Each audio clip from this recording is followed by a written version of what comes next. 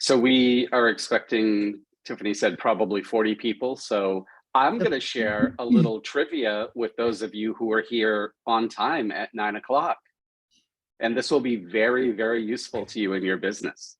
What is the number one complaint that people have about real estate agents? Who can tell me? They don't respond in time. Tardiness, exactly. And what we're going to give, we'll give it until about 9:04, 9:05, and then we'll get started with the actual curriculum. I want to tell you all a little story. My name is Andrew Newman, by the way. I'm Director of Sales for the Hatchet Group out of the Portland, Maine Market Center, and also the Brunswick and Kennebunk, Maine business centers, as well as the Market Center in Orlando, Florida. And I'll be working with Lucy Tucker, and I'll have her introduce herself once we get started. Quick little story while we wait for other people. This was about 4 years ago. I had a listing appointment in Saco, Maine, and the listing appointment was for 9 o'clock, and I knocked on the door at 8:59. And then I had the follow-up meeting a couple of weeks later, and I knocked on the door at 8:59 for a 9 o'clock meeting. And then when he called me back to the final meeting, the guy said to me, you know what? I'm giving you this listing because you were 1 minute early for every appointment we had, and all your competition was late. And he said to me, you know, you can steal money from me and I can always get more money. If you steal my time, it's gone forever. And I'm going to tell you, that's something that has stayed with me for all of these years, because he's absolutely right. And people really do respect when you respect their time. So thanks for being here at 9 o'clock, everyone.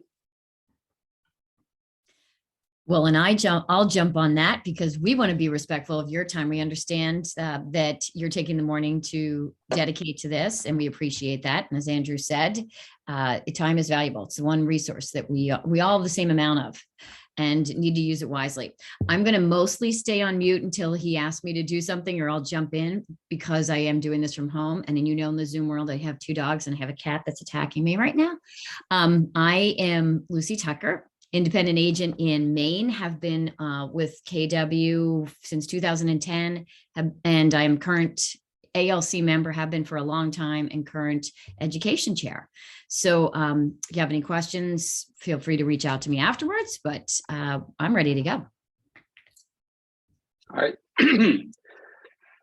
Let's do this then. We had some little technical glitches this morning, which was really kind of funny, but we're ready to go now.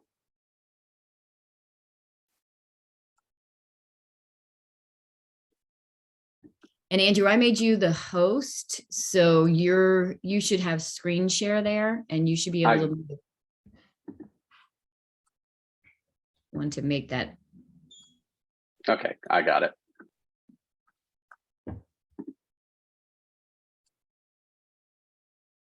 Okay, can everybody see that?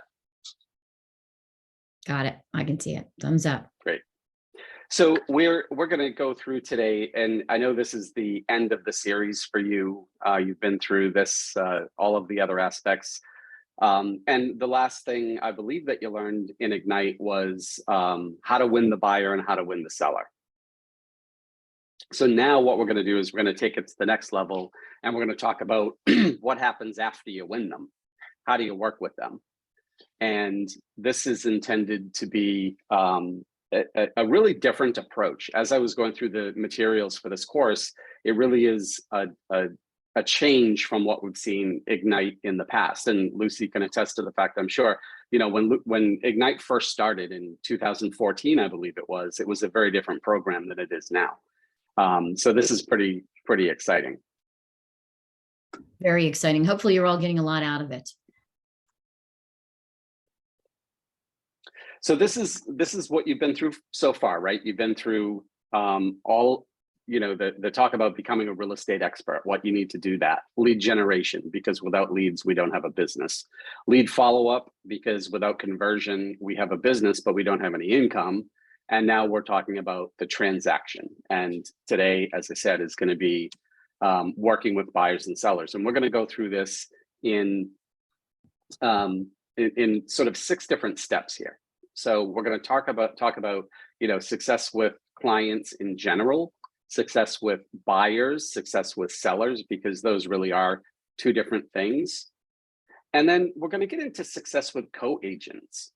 And this looks a little bit different. I realize we're coming from multiple states here and things are done a little bit differently. So we're not going to get into technicalities. We're not going to get into contracts and stuff like that because that's all a little bit different. I happen to be licensed in both the state of Maine and Florida. And I can tell you that the 2 states couldn't be any more different than they are. But by the end of today, what we want is for you to be able to identify the key information to build success with buyers and sellers, to employ strategies to assist buyers and sellers with their decision making.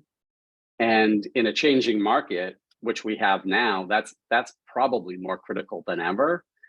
And then we want to help you to build a strong success foundation relationship with your clients and your co-op agent. And why is that important? We'll talk about that later. But building a strong relationship with co-op agents is something that can be hugely beneficial to your business in the future. Can I jump in with that for a second there? Just a personal Please do. on that. As your co-brokes, especially, I think most of you are probably just getting started. Would love to see you throw into the chat length of time you've been in real estate, whether that's months or years. But if you've just started in the last 2 years, you'll know that the co-broke is so important to get things done, and it can actually help you win with buyers if that co-broke relationship is a good one. So less than a year, that's great. Less than 2 months, love it. It's awesome. But as Andrew said, it's critical to be a great co-broke. So just keep that in mind in everything you do. Absolutely. Thank you, Lucy. That's great input. Now, what I'm going to do, and I'm going to set a timer for this. I want to take, let's take 2 minutes, setting my timer right now. And what I'd like you to do is just really give some thought about what questions you would like to have answered in today's session. And we'll ask for a few of you. And Lucy and I are going to do something that's really, really hard for us. We're going to be quiet for 2 minutes. So please give some thought to it. You got 2 minutes to do it, and we'll call on a few people to tell us what your questions are.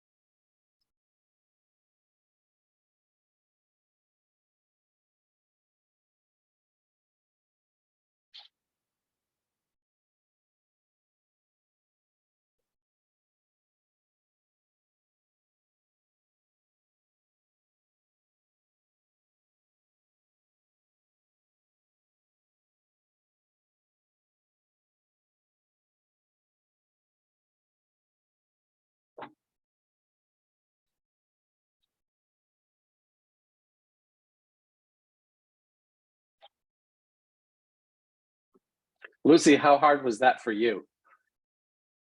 Well, if I put myself on mute, it's not that hard. Okay. It was good. It's always a good exercise. We do have Right. 2 ears and 1 mouth for a reason. And I'm glad you brought that up, because that's one of the things when we get into working with buyers and sellers is talking about communication. So that's great. Who would like to share? You can just unmute yourself and speak up. You can raise your hand using the reactions button at the bottom and we'll call on you, or you can just put it in the chat. I'd like to have just 2 or 3 people share what your questions are.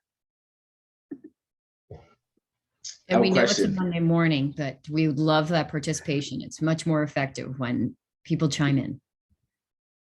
Kelly? Awesome. Yes, I just had a quick question. How do you deal with a seller who who basically doesn't want to stage their property or doesn't know how to stage their property the correct way? Great question. And by the way, we're going to write these down. We're not going to have an open forum now. We're going to write down these questions. And Lucy, if you wouldn't mind. I've already got it. I'm going to keep a I tally of figured. it and we'll make sure we get them all answered. I figured. Thank Who you. else? Thanks, Kelly. Seller wants to overprice their house because they're seeing houses down the street sell for X, Y, and Z.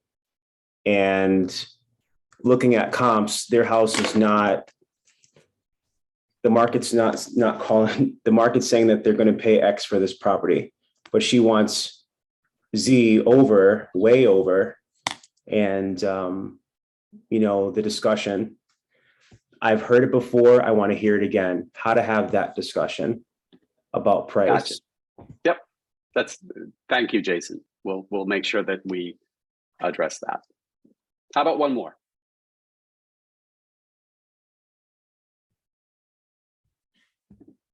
And again, feel free to throw it in the chat if something comes up to you while we're talking.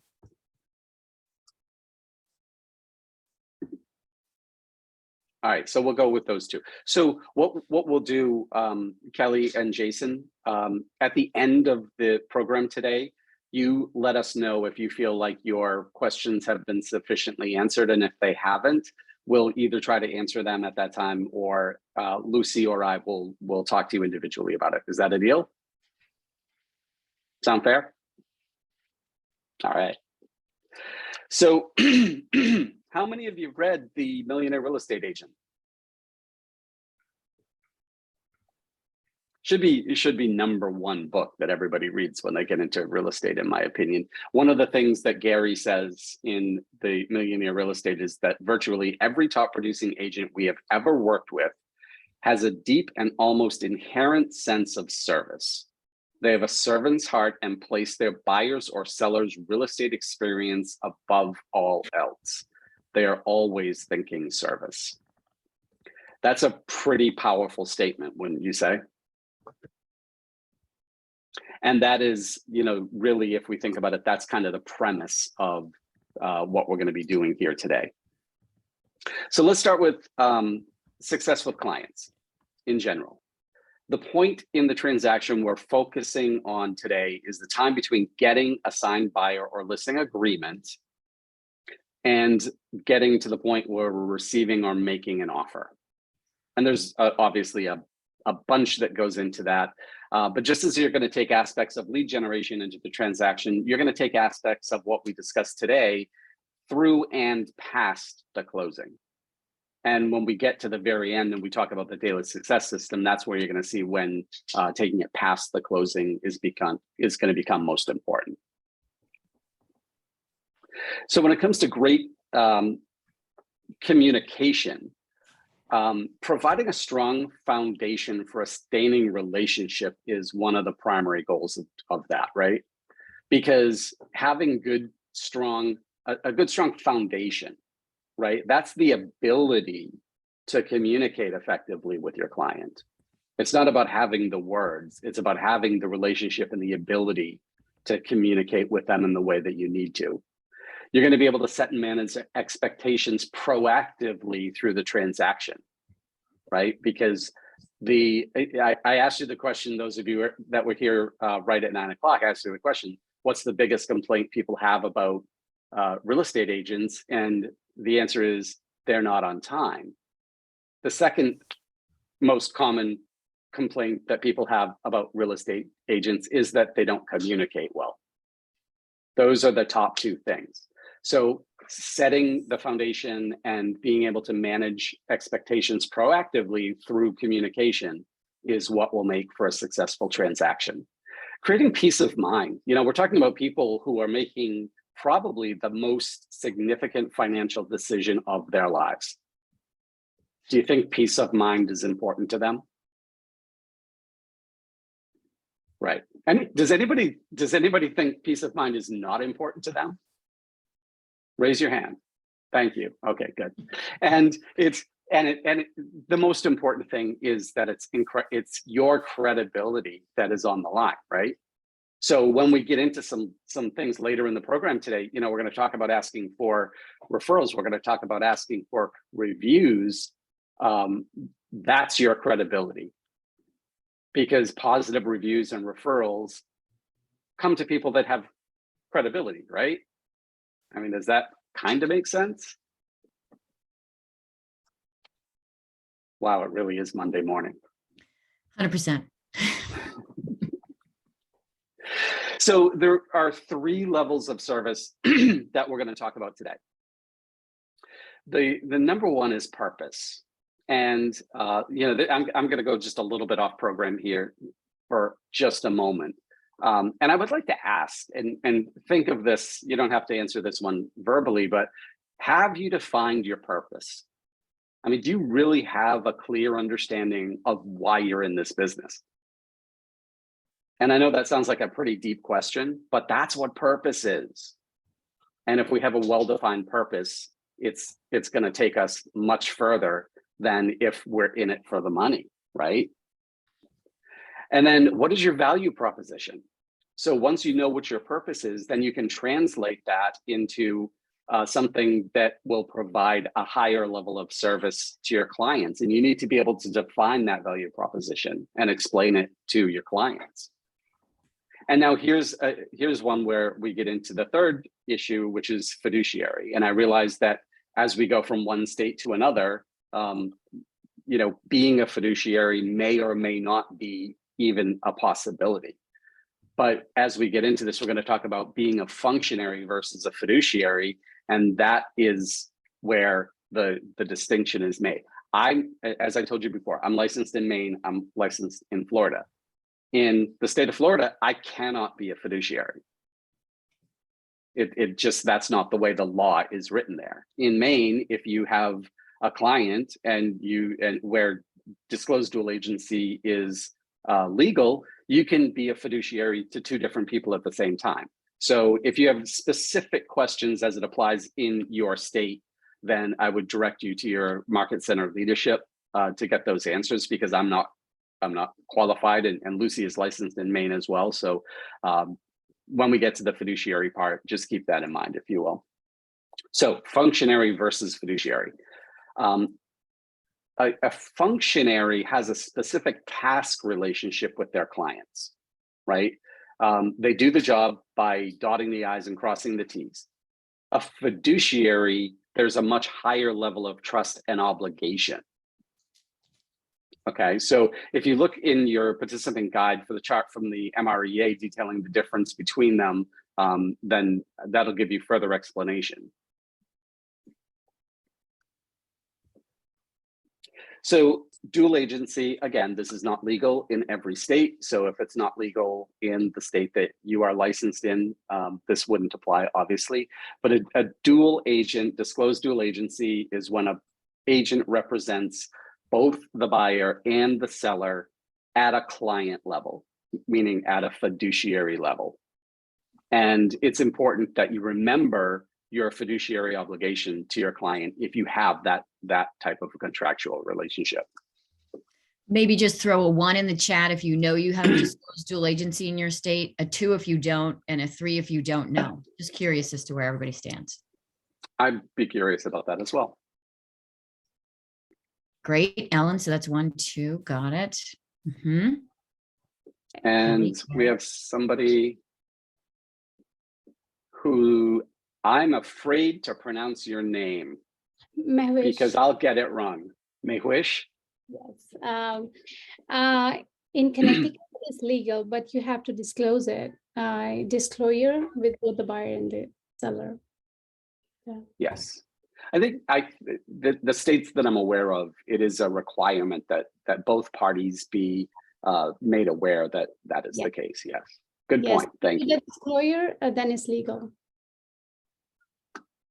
Great. Thank you.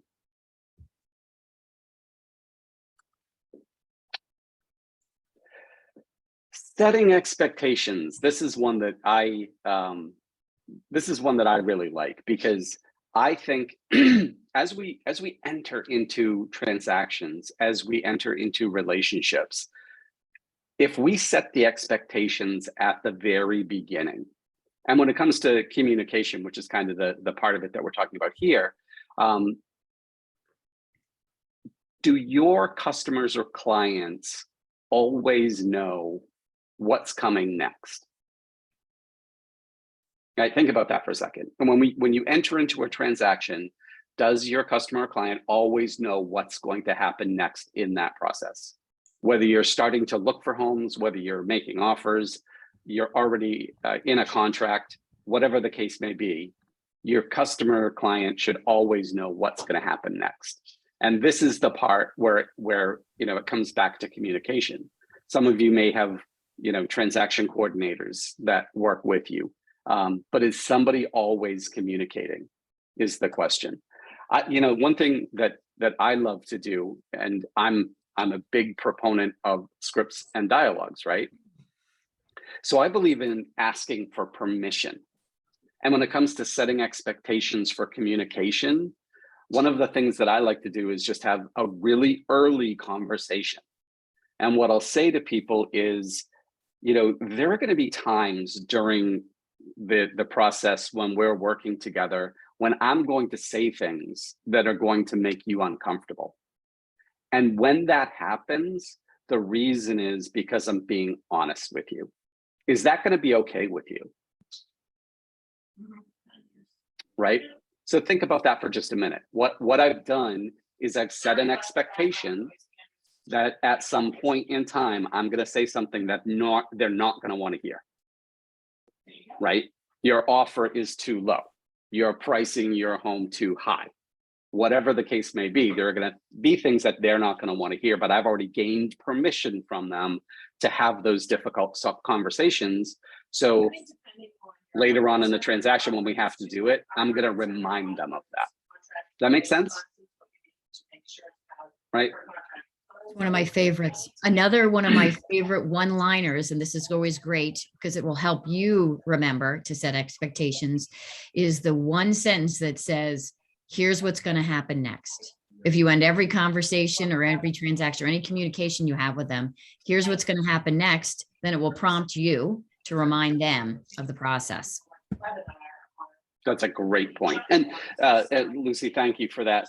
What we're going to get into a little piece of this a little bit later on where we talk about, some techniques for that sort of stuff, but that's a really great point. So setting expectations for time. If you tell a buyer that they need to get out to see a property the same day they hit the market, and 2 months ago when they were focused on getting their down payment together, they likely aren't going to remember the details of that conversation. And that's why I always I try to think of things that are going to be memorable, right? So I can go back and say, hey, do you remember when I told you there were going to be times when I was going to make you uncomfortable? This is going to be one of those times, right? So remind them of the expectations that you've set earlier. So, excuse me, the deal is what we're trying to do is always having them prepared for the next step in the process, right? Does that make sense? It's okay if you just want to nod. You don't have to speak. I can only see a few of you. And Yes, then, yes, it's all making. Thank you. So you're likely going to need to go over the contract before you ever see a house with your buyers, and showings begin with your sellers. So by going over that early on, then they're going to be in a position to make a quick decision if they need to. Now, as our market is changing, maybe that's going to become less important. However, it's always better to err on the side of caution, right? Have we been hearing that since we were 2 years old? So set the expectation that you've been prepared, you understand the documents. When the time comes to make the decision, all you got to do is sign it. Right? Make sense? Yes. And then again, back to communication. What is their preference? How do people like to communicate? Right? What time of day would they like to communicate? Are these all things that we really need to be specific about early on in the relationship, right? Absolutely. If you have somebody that works the graveyard shift, there are going to be certain times of day that they're not going to be happy if you call them, probably, right? So get all those things out of the way. And what are your guidelines? Mhm. What are your standards for you personally? Do you Yeah. take calls from customers and clients at 10 o'clock at night? Now Again, is the don't have to- perfect time for you to start setting boundaries if you haven't already, because this is definitely an occupation where you could be working 24/7. So as you're getting Exactly. started, it's the best time to set your boundaries. I wish I had when I was getting started. Yeah. Lucy, have you ever received a phone call or a text at like 11 o'clock on a Sunday night? 100%. Yes, I've had it several times. It's Did you? also always a challenge when, yes, exactly. I know what you're going to ask me. Did I respond to it? Yes. If any of you, most of you probably are just getting started and haven't had an opportunity to do bold yet. However, if you had and you knew those bold laws, we teach them how to treat us. So if they respond, if they know I'm responding, then they're like, oh, that must be okay. So again, setting those expectations is so important. And I would also say frequency of communication is also so important. Somebody might want to hear from you a lot. Somebody's fine once a week. I was told once, and I think this is such an important thing to remember, that you're communicating in the right manner and frequently enough, as long as you're always the one to first communicate with your client. When they call you, you're not doing your job. Something's up if they've had to reach out to you. What a great point, Lucy. That's a really, really, really strong point. Mhm. And I think that I've called agents that in their voicemail say, if you're calling between 9 a.m. and 6 p.m., I will get back to you as soon as possible. If it's after 6 p.m. and it's an emergency and you're a client, please text me. And guess what? Here's the dirty little secret. There really aren't any emergencies in real estate. There are very few things that are going to happen at 11 o'clock on a Sunday night in the world of real estate that are emergencies. So just set the expectation and do that for yourself. And then we have this other thing where y'all have one of these, right? This is a texting machine. All right. Every once in a while, you know what? Here's a secret. Every once in a while, it makes sense to use the texting machine as a phone. Just a thought, right? Because some people love texting. Some people would prefer to talk on the phone. And this is one of those things where I'm going to say something that might make you uncomfortable. It's because I'm being honest with you. If you're communicating with your customers or clients in the way that you prefer to communicate, you're not serving them well. Right? Can't stress that enough. And also remember that you cannot always portray emotions through texting. So there is a lot that can get lost in translation. There's a lot that can be taken or interpreted incorrectly. So if it's something that's crucial, text them first if that's their preferred method, and then say, I'd love to give you a call and set that up. It's, I'm sure you've all experienced the exercise in this, right? Inflection, tonality, all matters.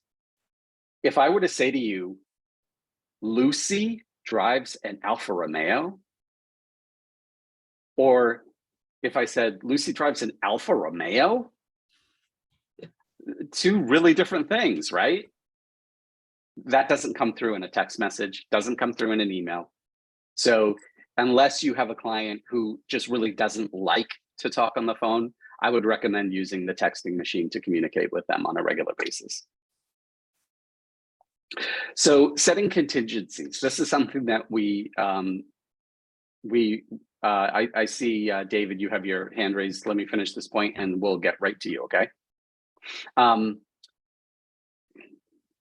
having a really hard time with this. Okay, here we go.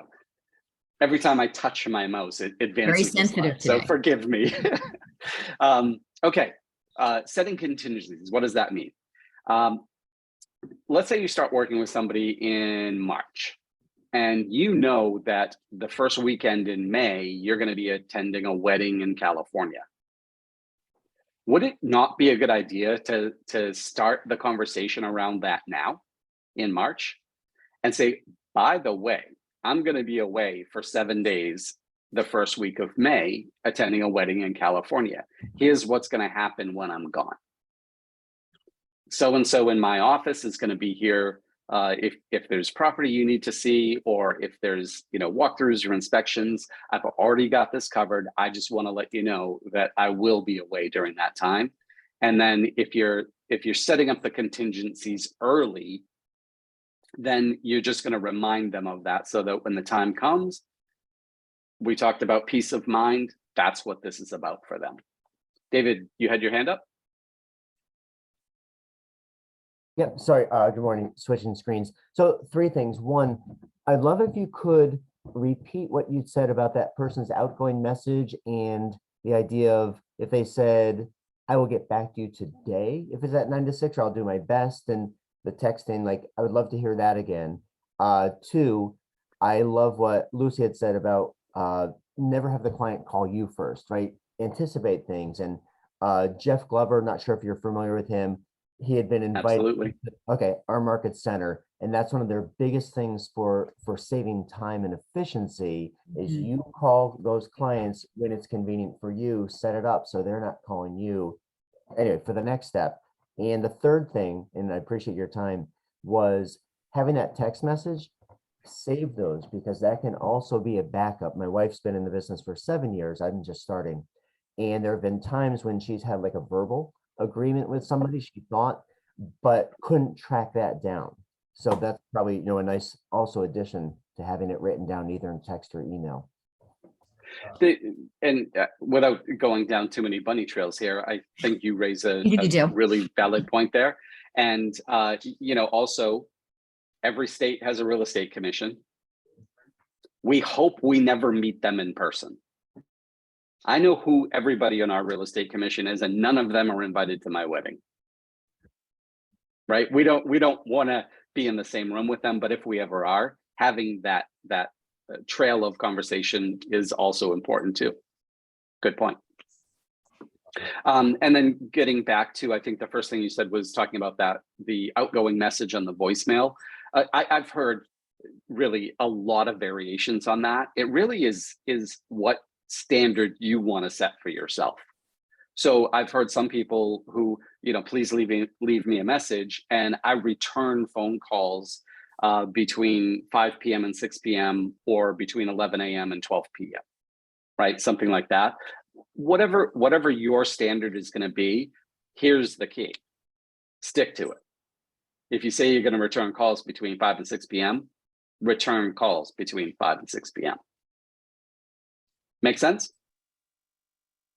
It does. One I other- wonder if you're talking about the 2 things, right, that people dislike most about agents. I wonder if the third one might be agents not doing what they said they were going to do, right, when they were going to do it.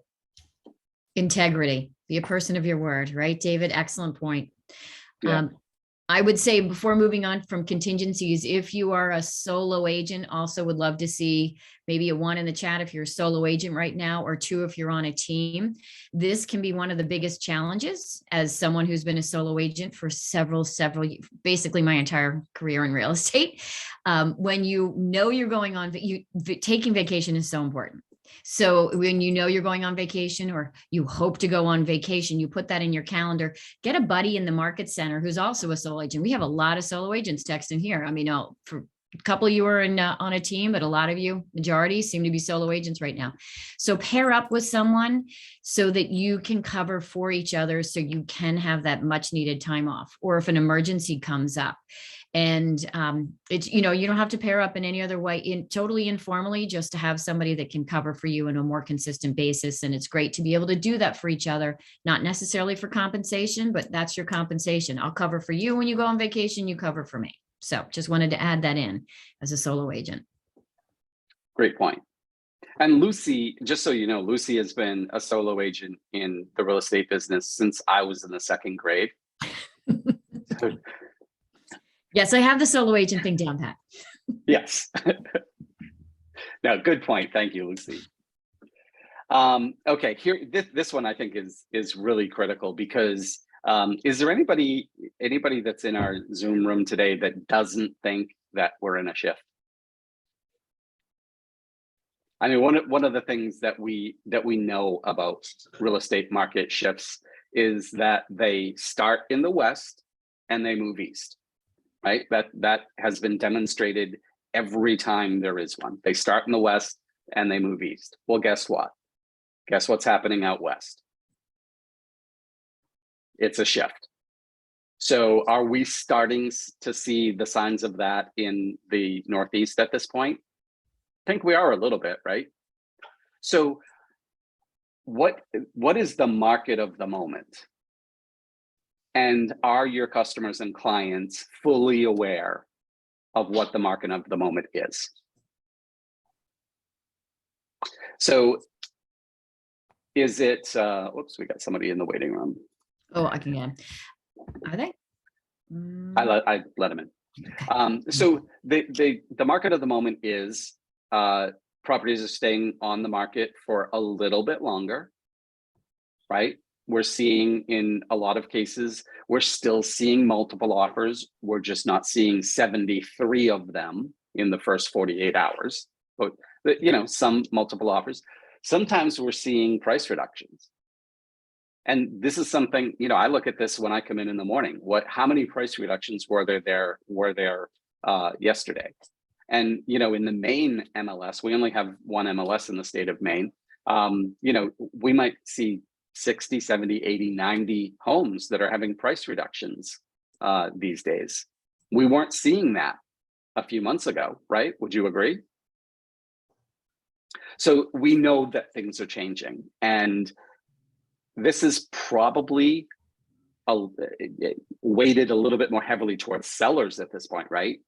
Because Jason, I think it was that brought up the point, and forgive me if I got that wrong. You know, when somebody wants to price their home too high, because guess what? The one that sold down the street 2 months ago sold for $40,000 asking, so I want to price mine 10,000 over what theirs sold for, right?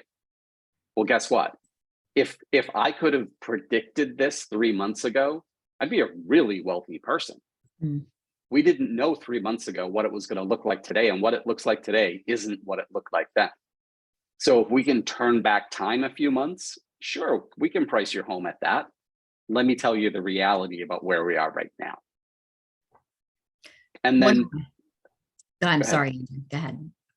I was just going to say, and then the key is to know your market, to know your market statistics. 3 months ago, average days on market was 6. This last 30 days, average days on market was 12. What does that tell us? We're in a shifting market. So have that information. Be the expert in your market. I'm sorry, Lucy, go ahead. Yeah, no, what I was going to add to that is I love the exercise when you stand there with your client and say, when going up and down in the roller coaster, say, tell me when I hit the top of the market, and you inevitably start to go down before they have pinned it. Same thing with tell me when I hit the bottom of the market, see if you can pick it. You just can't. We cannot time the top of the market. We can't time the bottom of the market. Again, back to some of those other leading indicators. I think information is power. So if you happen to be the one who's meeting your photographer at a listing, see how many properties they've been doing lately. As they increase in photos, you know more inventory is coming on. Same thing with, I think most of you have grown up in the world of real estate where we haven't even had inspections. People have been waiving inspections. They've been having appraisal contingencies. We're moving back into a market where inspections are a thing and appraisal contingency is not. So just, you know, look at those leading indicators. And to add to Andrew's point, where it goes from west to east, I also find that it goes from south to north. And where we're New England, we feel it. What you are, any in the Boston area, we tend to feel that just a little bit after you in Maine. So we're the tip. And where Andrew's down in Florida, I would say, you know, we can cover that whole East Coast, but reach out to some other KW agents. We have an amazing network and see, are you seeing it start to shift yet? Because when it shifts, it can shift very quickly, very quickly. And it does. It does. It's, Gary Keller, Gary is always talking about how things happen, slowly, slowly, slowly, and then suddenly, and shifts are one of them. So we might see it coming, but we don't know when the real switch is going to be flipped. One of the things, and how you do this, I would imagine most of you, if you're independent agents, you're probably using the KW Command platform. We use a slightly different platform with our team. However, one of the things about, that I can compare between the two is that they all have the ability to set up we call them auto plans. What are they? Is it smart plans in Command? So have a smart plan, right? We have the ability to log into our platform every single day and find out who we need to call, what we need to do, documents, what we need to communicate, all of those things. Use the tech that KW provides you with to make sure that you're going through this process in a smooth way that is giving your customers or clients peace of mind. Notice I keep coming back to peace of mind, right? Because in my opinion, that's one of the things that is most important in this process for your clients. Buying and selling real estate is one of the most stressful things that you can do, period. So to Andrew's point, trying to come back to peace of mind, reassure them, let them know you're their partner throughout this transaction that's when you're going to get that client for life. Right. And we're going to get into this a little bit later on.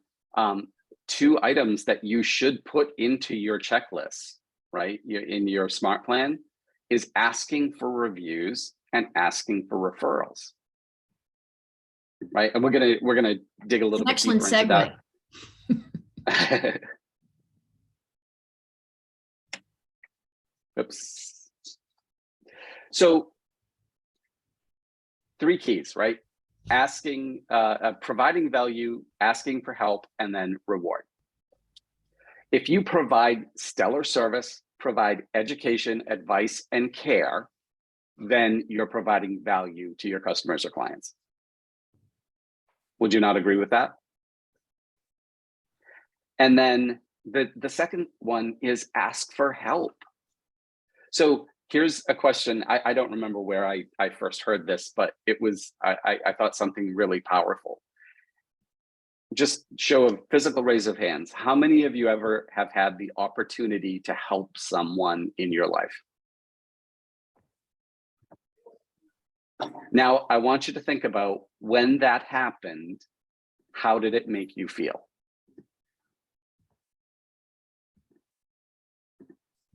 Pretty good, right? I mean, for most of us, being able to help another person is a really good feeling. So here's my question. Why would you want to deny somebody the opportunity to feel that way? Asking for help, and it doesn't have to be a GoFundMe thing, right? You can ask for help from a client that you have provided excellent service for, simply by saying something like, my business is based on referrals. That's how I get my business. Can you help me out here? Can you think of anybody in your world that might want to say it however you want? That's not the important part. But ask them, ask for reviews, ask for referrals.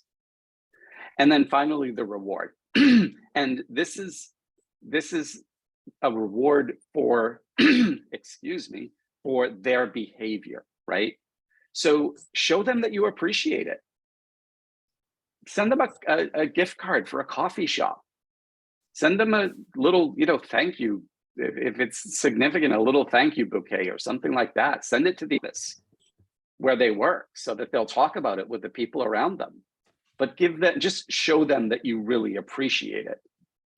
And they will become a continuing referral source. Are those state by state guidelines, or is it a federal guideline regarding, the value and how it's connected? For instance, hey, I will pay you, $100 for every referral might be illegal, but there might be ways to work into raffles. Again, state, or is that federal? So I'm not a tax accountant or a legal scholar. I believe that the $25 limit on gifts is a federal. I believe that was part of the Consumer Financial Protection Bureau. I believe that's where that came from. So you're limited to a $25 value for it to be considered a gift. Lucy, do you think I think you're correct. And again, same as Andrew, I am not a tax attorney by any stretch. And I would say every state could be different. And I've heard this before from some people saying, well, we can't reward for referrals in our state or whatever it is. But I think if you are relatively check with your state first, and then if you're consistent, whether you actually get the referral or not, really to Andrew's point, if somebody gives you a name, you want to reward that behavior, because you want to reward the behavior you want to see repeated. So let's say someone gives you a name, but you don't convert it, or they were given to a couple of people or something like that's your job to do it. If you're consistent, like I just got a $5 Starbucks thing just from sending, checking on someone who was an agent in another state, just saying, yes, absolutely use them, just in kind of kudos on Facebook. So I think if you're consistent and don't show favoritism, etc., whether you get the referral or not, I believe that should be okay in most states, but I would definitely check with your state. right? And I know in both states that I'm licensed in, we cannot do a cash reward because that would Pay be for it. the equivalent of sharing a commission with a non-licensee. So, and the other thing, and again, I'm going in a winding road here, but I think having a reward after the fact that they're not expecting is probably more powerful than saying, I'll pay you $100 if you send me a referral. Again, this is an opinion. It's not in the script. But I think, getting something in their hands after the fact to say, hey, I really appreciate that. Agreed to that, because this, again, I didn't send this referral out because I knew I was going to get something. It was just, I knew they were the right agent for it. And it was such a treat to get it in the mail. It meant a lot to me, solidified that relationship. I know a lot of people, if any of you do events, you can come up with creative ways to ask for that referral. Some people that give away pies this time of year will say, if you give us a referral and we drop it off, we'll also throw in a can of whipped cream or something, so just little things just to get people thinking about, you're passing on your name. Excellent point. So the same thing applies to reviews. When you are going to hire a plumber, when you're going to go to a restaurant, you name it, what's the first thing that you look for? What's the first place you turn? Online. Online, period. Yeah, the internet, right?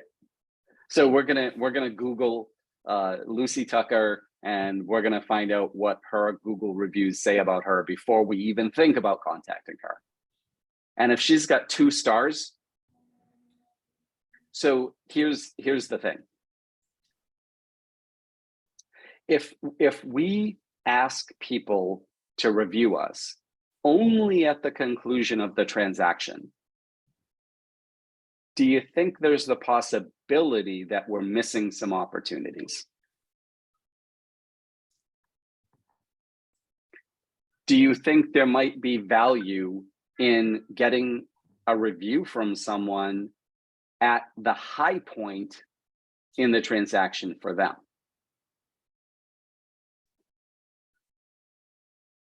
And I'm pausing to let you think about that for just a second. We think of reviews as something that takes place at the conclusion, and there's no reason that it has to be that way. So I'm gonna say when your client pays you a compliment at some point during the transaction is an excellent time to ask for a review. Food for thought. I'm going to look for and throw in the chat for many of you, you may or may not have heard of Mike Hicks. He's a KW agent.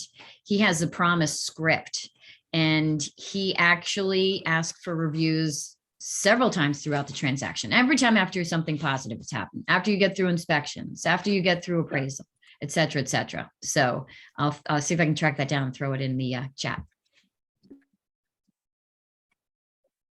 Excellent. And this is just a little example of how you can ask for reviews. If your experience either buying or selling your home exceeded your expectations, would you be so kind as to give me a brief review? And I'd also like your permission to use this in advertising and marketing. Now, I can tell you that we actually go a step further, because when we ask for reviews, we actually do it in a way that we're able to send them a link, right? And say, all you got to do is click on here, and then you've got several different opportunities. We are pursuing Google reviews, and the reason for that is because they don't require any sort of registration. Zillow reviews can also be very beneficial. However, they do require that people register, so they might be a little bit less likely to go through with that. Google is something that anyone can do.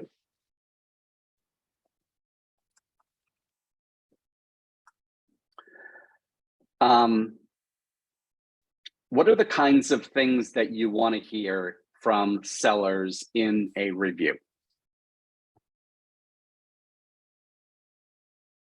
I think, probably the most typical ones are, they sold my home quickly. They got my asking price or more than my asking price. They were impressed by the service that we provided. Those are some of the things. Can you think of any other things that you might want to hear in a seller review? Took care of all the details. So again, that peace of mind type thing. Great, thank you. So we can plant those seeds, right? So, geez, David, we sold your house in 36 hours. That's pretty amazing, wouldn't you say? If you're really happy with the outcome, could you go ahead and maybe mention that in a review? And then buyer reviews, probably a little bit different. Some ideas. The buyer found the home, or the agent helped me find the home very quickly. They negotiated a great price. The transaction went smoothly. They were impressed by the service. Any other things you can think of that you'd like to hear in a buyer review? Help me win in a competitive situation. A lot of people want to see that too. Communication was great. They were always available to me. And Okay. Stephen Hatchett thrown in, cared about us when we were talking about sellers. I think that can go on either side. That's a great one. Helped us find the guess perfect everything. home for us rather than pushing us into, something. Yeah, it's great. You could touch on negotiations, whether your agent advocated, negotiated with you, or, with the sellers, how they kind of worked to get what you wanted. They put your needs first. Yeah, love it. Love it. Also a tip, if you have someone who wrote a really great review for you, you can use that as a model to somebody and say, if you're not sure what to say, here's a sample of what some other people have said. That leads the witness a little there. Leading the witness. I love it. All right. So we're gonna get into ahas for just a moment, and so typically we talk about the ground rules for these online meetings at the beginning of the program. I like to do it during this first little kind of break because everybody's here that's going to be most likely. I'm going to tell you, we're not going to take any breaks today. If you need to take a bio break, please feel free to do that at your convenience. We would have one request of you. Please don't take your device with you. And if and if the restroom is close to your computer, please mute it before you go in. Fair enough. We absolutely welcome feedback. You can feel free to just speak up, or if you want to raise your hand using the little reaction button at the bottom, I mentioned that earlier, please feel free to do that. Our goal is to make sure that this is beneficial for you. You get your questions answered and you walk away with some valuable information. So please, participation is key. So now let's take just a quick minute. What are your ahas from this first part that we talked about? The next section, we're going to get into working specifically with buyers, but what were your ahas from the first part?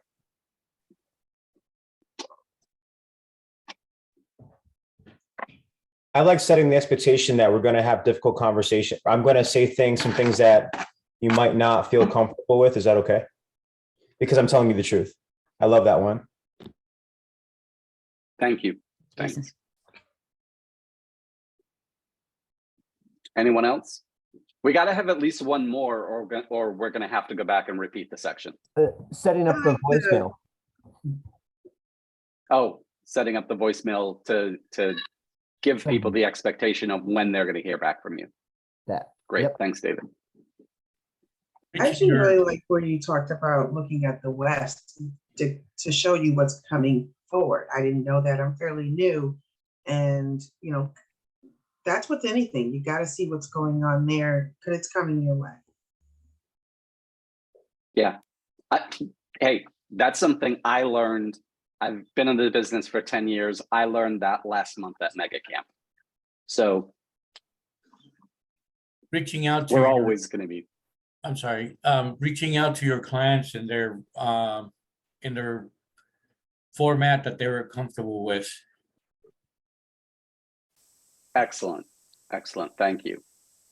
Communicating with people in the way that they want to be communicated with. If you get, you know, there's not a lot of Gen Z people in the market at this point. When they get into the market, you're going to have to figure out how to communicate on TikTok, I think. Right? If that's their preferred method, that's what we got to do. Thanks, Roland.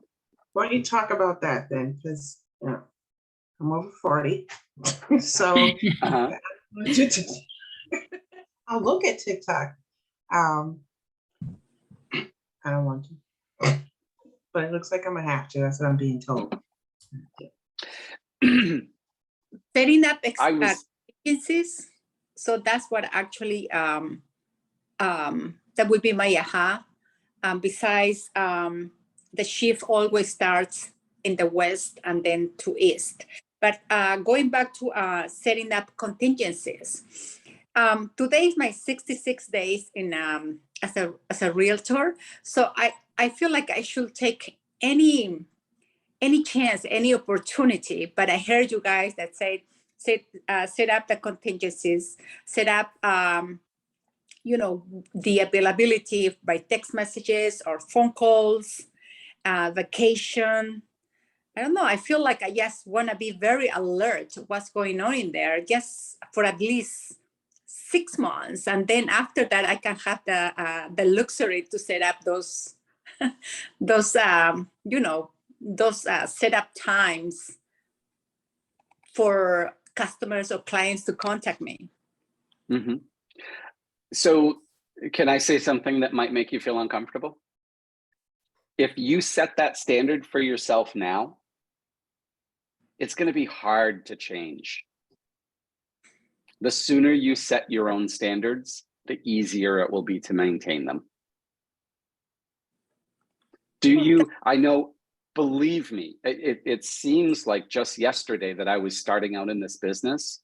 And I remember the feeling of like, I have to do absolutely whatever it takes. It doesn't matter. I remember that feeling. And I believe that you can put that same like intense energy that you feel into doing the business without compromising your personal life. I believe that. Lucy, do you disagree with me? No, I don't disagree with you. And again, Marianne, I see what you're saying because you're excited and you're anxious to take on any business and you can get to a stage where you will select it. I feel like you can be a little more generous with your hours and maybe not so strict. Where once you get started and you start to get into a rhythm.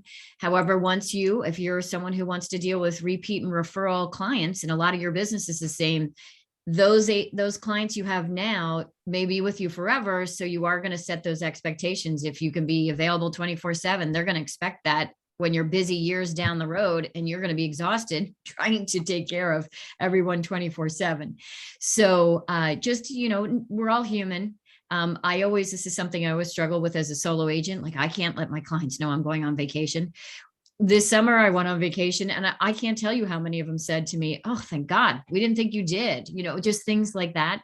So you'll be surprised at how many people actually want you to make sure that you go on vacation, or they don't want to inconvenience you. So I would keep that in mind.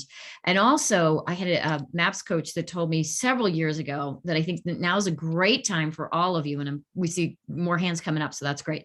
Now is a great time for all of you to write down your top 10 things for an ideal client, whether that's location, whether that's price point, whether that is personality, etc. So write them all down now. And if that client only doesn't match 7 or more of those, great time to start referring. You can still make business. Say you want to take on someone who's 2 hours north of you and you're a new agent right now and you're going to do it because you have the time. If that doesn't fall, now is really a great time to set up those referrals and the referral partners. You're still going to get paid.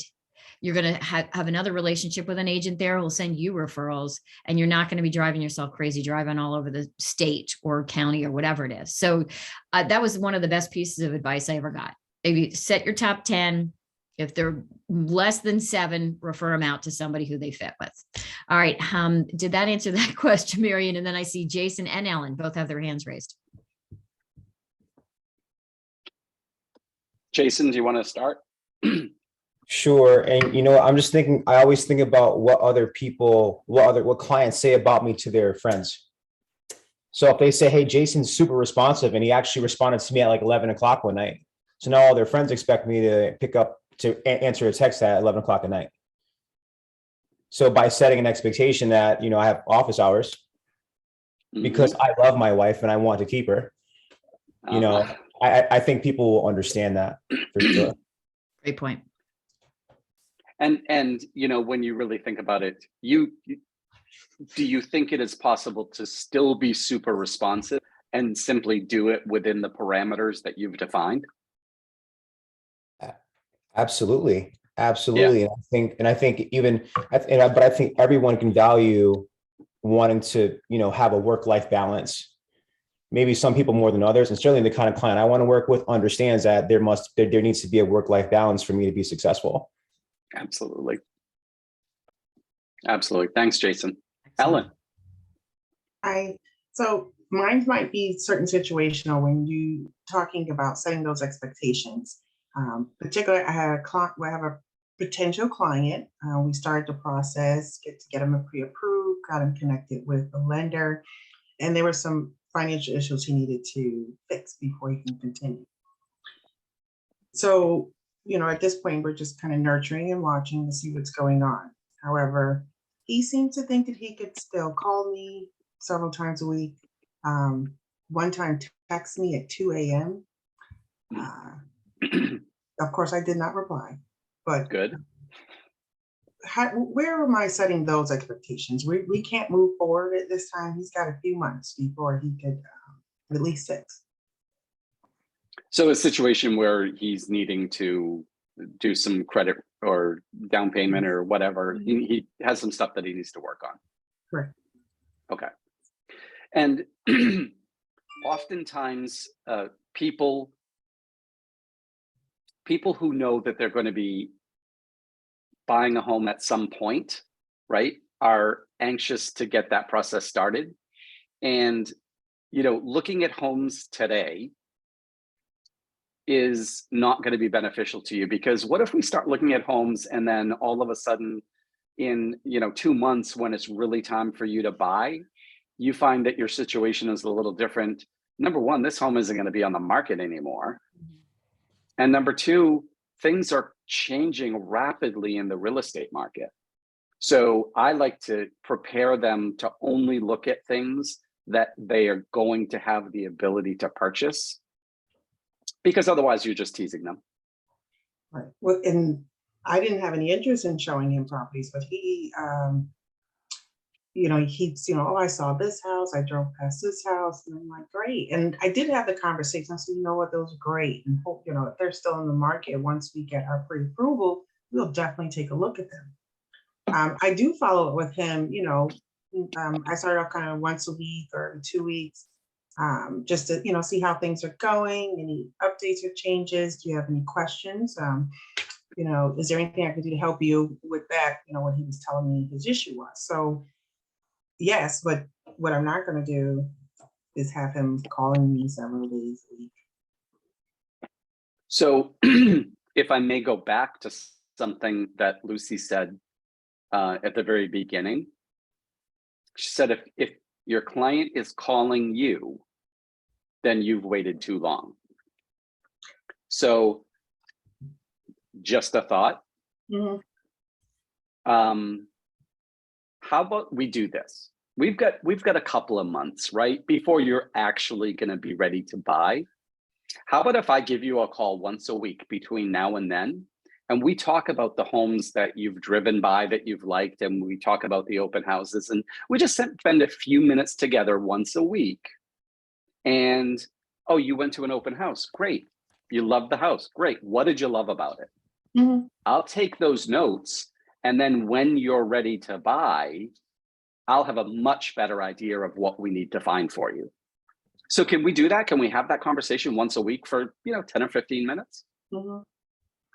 Right. Yes, I actually have done that. So I kind of feel like this might be something more than that, as to, because it's not always about a house, it's, other stuff.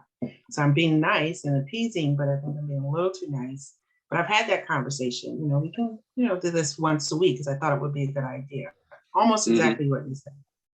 He's not going to open houses. He's just sending the address and saying, could you take me here? Can you take me there? Yeah, no. If he's not prepared to make an offer, the market's moving too quickly. You can just say, I don't want you to be disappointed. I'll send you, if you're sending him searches, I usually use that with, these searches are coming to you for informational purposes only on what's going on in the market. We're not going to act on any of them until we know that you're prepared to. So we can pause them, or you can continue to watch them, and I'll check in with you at the end of the month to see how your progress is going on your finances, et cetera, whatever. And then just say, we're not going to act on them. Just put that in there somewhere. I didn't put him on searches because I think it would have made it worse. He's on my app, so he, goes all the way over. But okay, so just keep emphasizing it and see what I can do to bring him. Exactly. Okay. Okay, success with buyers. We've covered a lot so far. We talked a little bit about dual agency. We talked about reviews and referrals. And we talked about the key ways to create happy client relationships, right? Consistently and clearly communicating regarding the current market and the process of buying and selling. Now let's specifically talk about what buyers need from you, okay? So these are the things that, and this comes from National Association of Realtors in a 2021 survey, what people are looking for, people who are buying, what they want most from their agent. And as you can imagine, help finding the right home to purchase, 52% makes perfect sense. Helping to negotiate the terms of the sale, help with the price negotiations, which is critical for buyers in the market that we've been in. And then 24% was other. And some examples of what would fall into that other category, 8% said help with paperwork. 6% said determine what comparable homes we're selling for. And 4% helped to determine how much home buyers can afford to buy. So that's some of the stuff that's in that other. So these are the things that people are looking for. in a realtor. So now let's talk about a buyer needs analysis, because this is really, in my opinion, one of the most critical steps and has to be the first step in the buyer service. Now the current. Thank you, Lucy. Find out what they are, or why, and I'm sorry, let me back up. Doing the needs analysis, doing a very thorough needs analysis is critical in the beginning, right? Who will be living in the home? How many kids, pets, whatever. What are the non-negotiables? And this is one that I really like, because when we're talking with buyers about their needs analysis, we have to really figure out what the needs are versus the wants, right? So a technique that I use, for example, is when somebody says, as I'm going through the process, how many bedrooms do you need? Well, we need 4 bedrooms. Okay, great, 4 bedrooms. So just to be clear, what I hear you saying is that if I find a home that has 3 bedrooms and it has all of your other criteria, I should not show that home to you. And they're either going to say yes or no. Oh, well, no, you should still show it to us. We could get by with 3 bedrooms, and really nail down what their true needs are. And then the other thing is, what are the things that you really want, right? Because the non-negotiable items are probably going to be around numbers of bedrooms, whether or not it has a garage, does this have a separate living room and family room, whatever those things are. Those are the non-negotiables. Those are the things that they're not willing to live without. And then what do you really want? Maybe it's a pool. And that isn't going to be a deal breaker thing. Wait. Your screen share went away. Oh, geez. Sorry. That's all right. I just figured you might have pulled it off just to see how everyone was doing and make sure everyone's still with us. I didn't. I didn't. And we're on 27.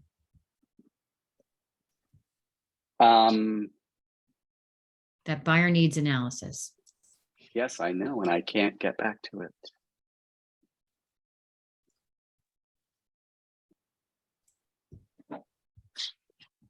Lucy, could you sing something for a couple of minutes while I figure this out? You do not want to hear me sing, but now is a great time as I see some more of your faces.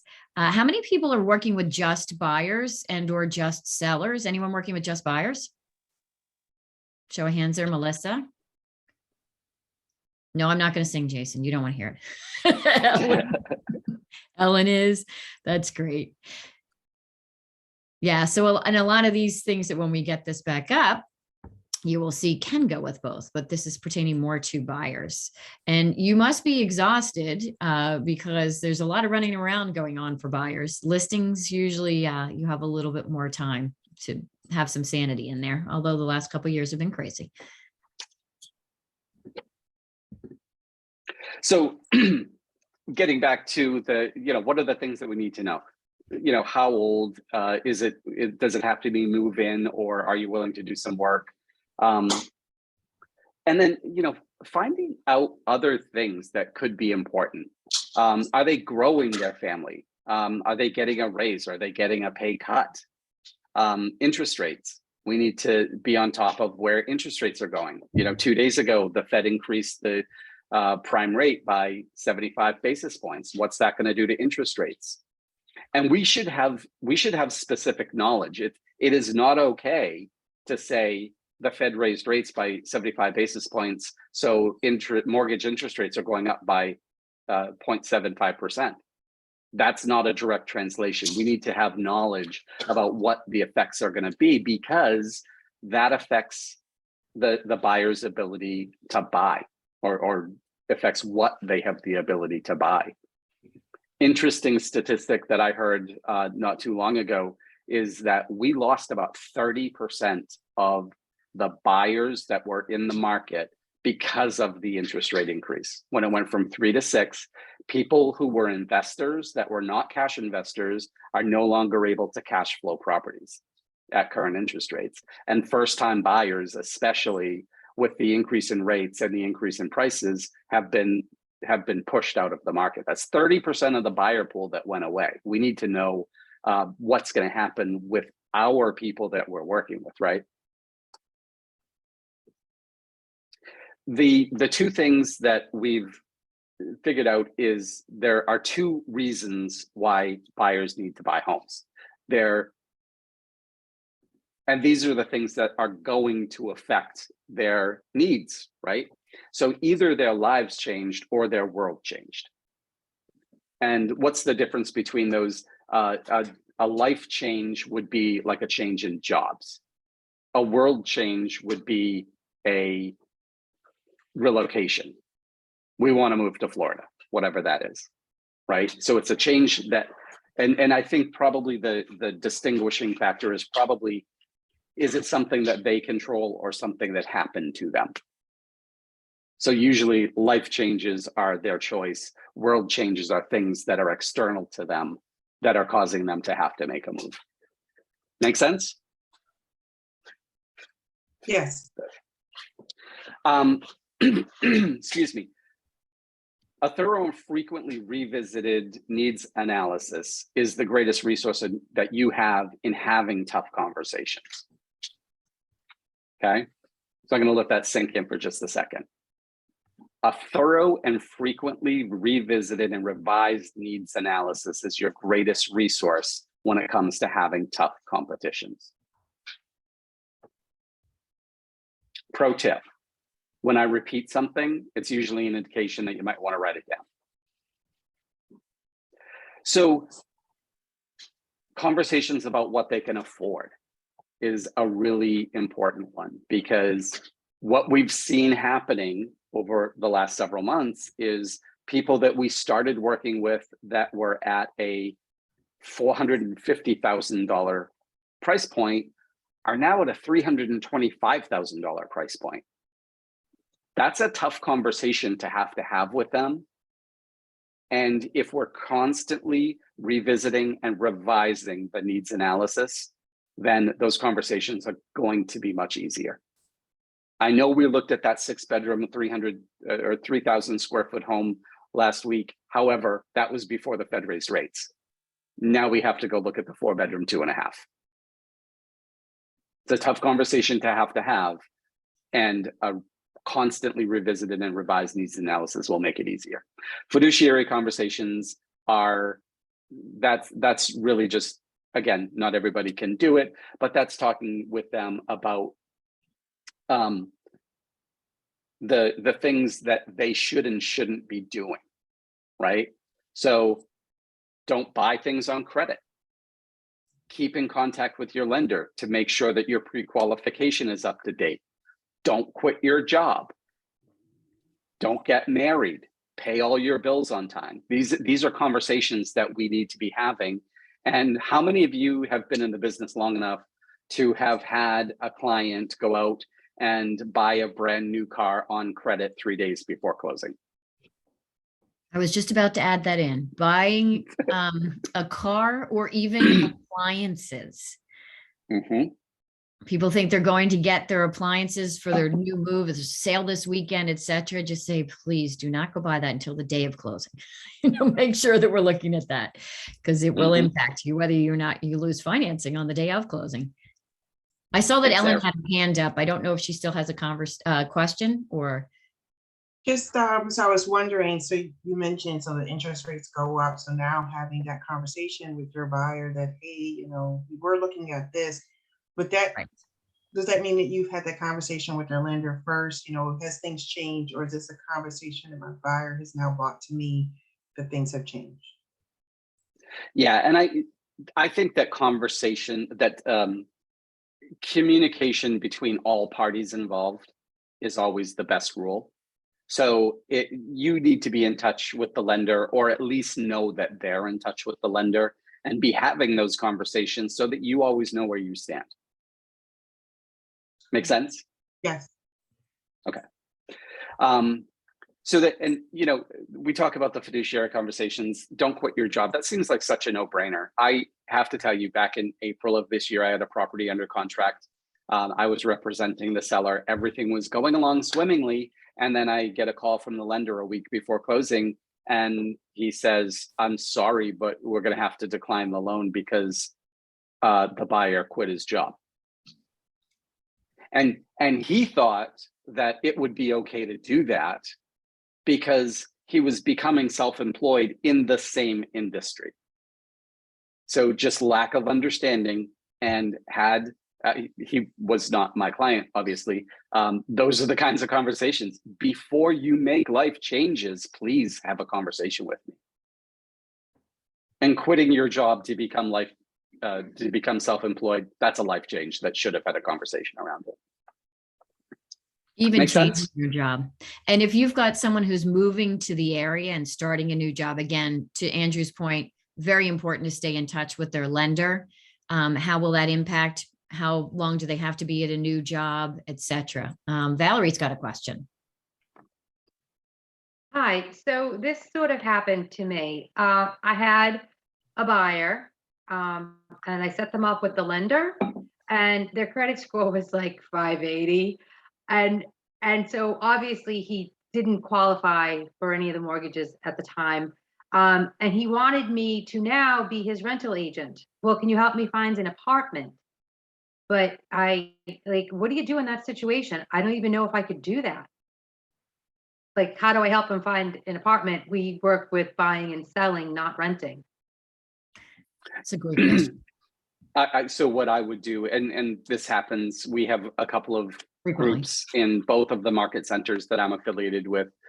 We have groups that do work with rentals. So I would just build a referral relationship with those groups if you have them. And if not, find somebody on the outside that you can form a relationship.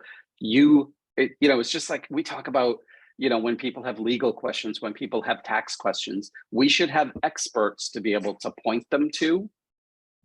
We shouldn't be answering those questions.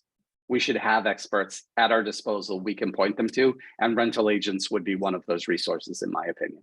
Okay, so maybe I should just check my market center and see if there's a rental agent or something. Okay. Yep. All right, thank you.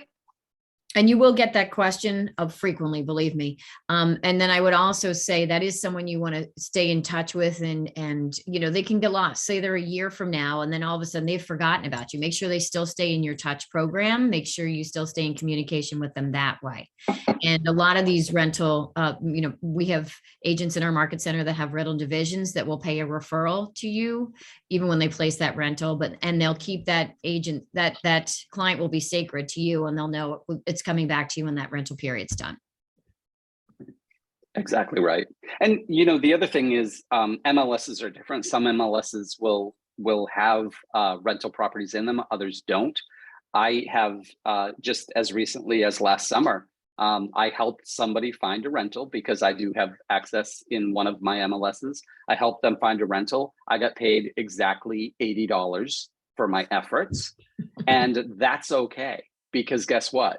This person is eventually going to be buying a home, and she has 2 daughters that are moving to Florida that will also be buying homes. So I invested a little bit of my time. I got compensated at a rate of about $1.42 an hour, and that's okay with me. So you decide what your business looks like. In most cases, though, I do refer them out. So I could actually, because it was a Massachusetts client. I'm licensed in both New Hampshire and Mass. And I did set like in Pinergy about, rentals, right? And I started looking and whatnot. I had even set up a showing and the jerk didn't even show up. Me and the realtor are sitting there like, all right, where's this guy? But besides that, because it's going to come up again. If I were to set a search, I can help them. I don't have to be a rental realtor, or I'm not able, Lucy and I are licensed in Maine, and okay. I don't know the rules of New Hampshire, Massachusetts. I would refer you to your market center leadership to answer that question. Some market centers allow it, others don't. Okay, got it. I just was sort of putting that out there as a strategy that you might want to employ if you can, but check with them first. Make sense? Yep. And then Sherry asked a great question in the chat. Ask that they discuss buying down their rate with their lender. Sherry, that's a great question. And again, it goes back to Andrew's comment about all the parties staying in communication with each other, because every client's going to be different. So I would say you're staying in conversation with that lender and coming up with strategies, because it might work for someone to buy down the rate, but it might not work for the next person. So definitely crucial that you stay in conversation with the lender and find out what's best for that client. I know a lot of lenders now are also ARMs are becoming, adjustable rate mortgages are becoming popular again. They haven't been in a long time. So just you're a team and work together with that lender as what's best for that person. Everybody's going to be different. A great question. As we talk about, when we are actually going to get out and start showing homes to our customers or clients, one of the things that we really need to be careful about is showing homes based on the needs analysis. And this sounds like a really simple thing, right? I'm looking for a 3-bedroom home. I'm only going to show you 3-bedroom homes. That sounds pretty simple in concept. Are we really giving thought to what their true needs analysis told us, and only showing properties that meet those needs? Because what we don't want to do, and I'm gonna talk about something, again, I'm going a little bit off agenda here for a minute. It's something that I talk about with people all the time, though, and that's opportunity cost. So do you know what opportunity cost is? It's the cost of doing one thing as opposed to another. So here's an example that I think is pretty easy to understand. If you have money in the bank that is earning, or in an investment account that's earning 8%, and you take that money to buy a home when you could have taken out a mortgage at 6%, then the opportunity cost to you is 2%, right? So you're losing 2% by taking the money out of the bank and not taking out a mortgage at a lower rate. So that's what opportunity cost is in the financial world.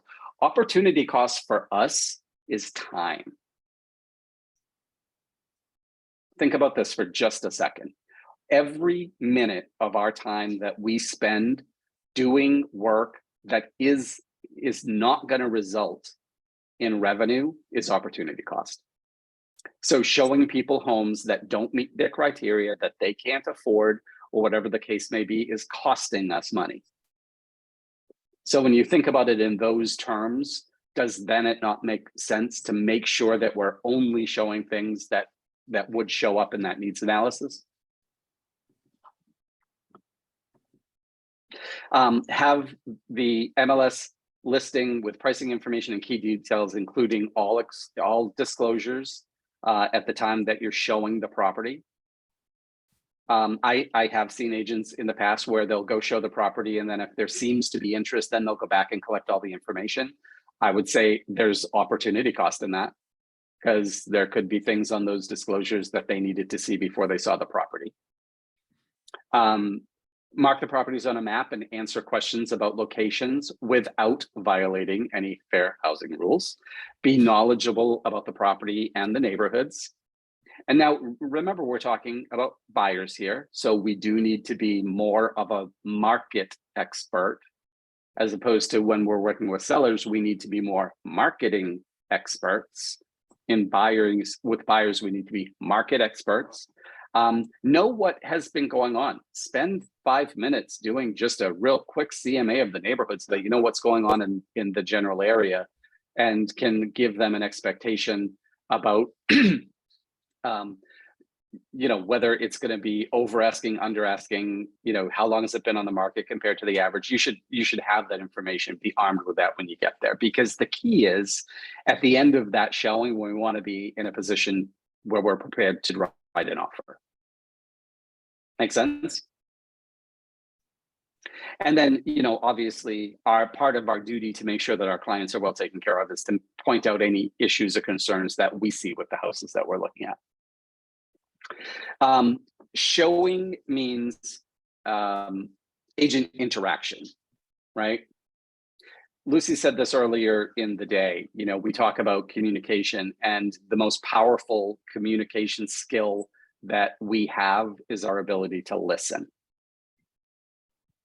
quick little example. I actually was out with somebody just a couple of days ago on Saturday, and we went to a condominium development and we looked at 5 units.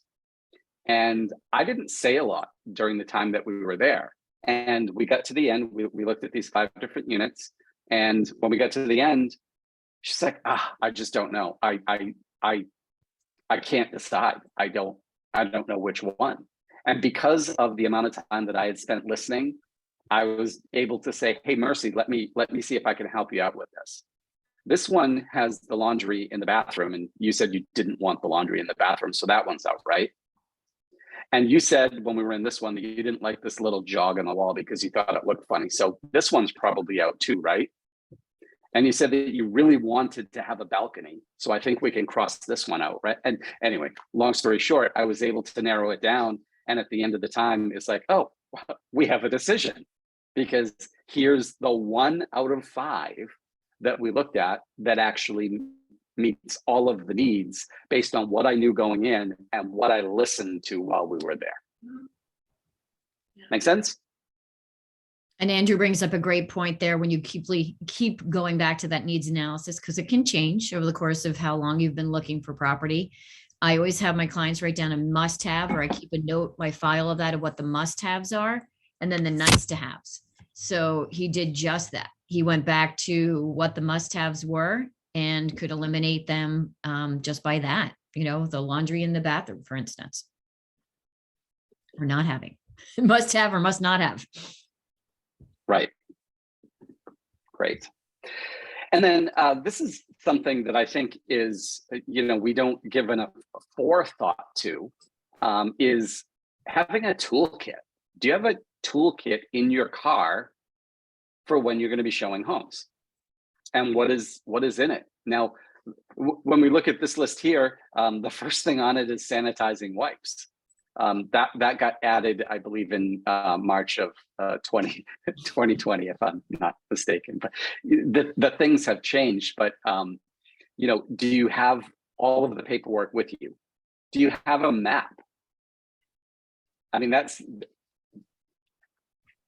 the texting machine is also a map, right? What if it doesn't work? Do you have a map in your car?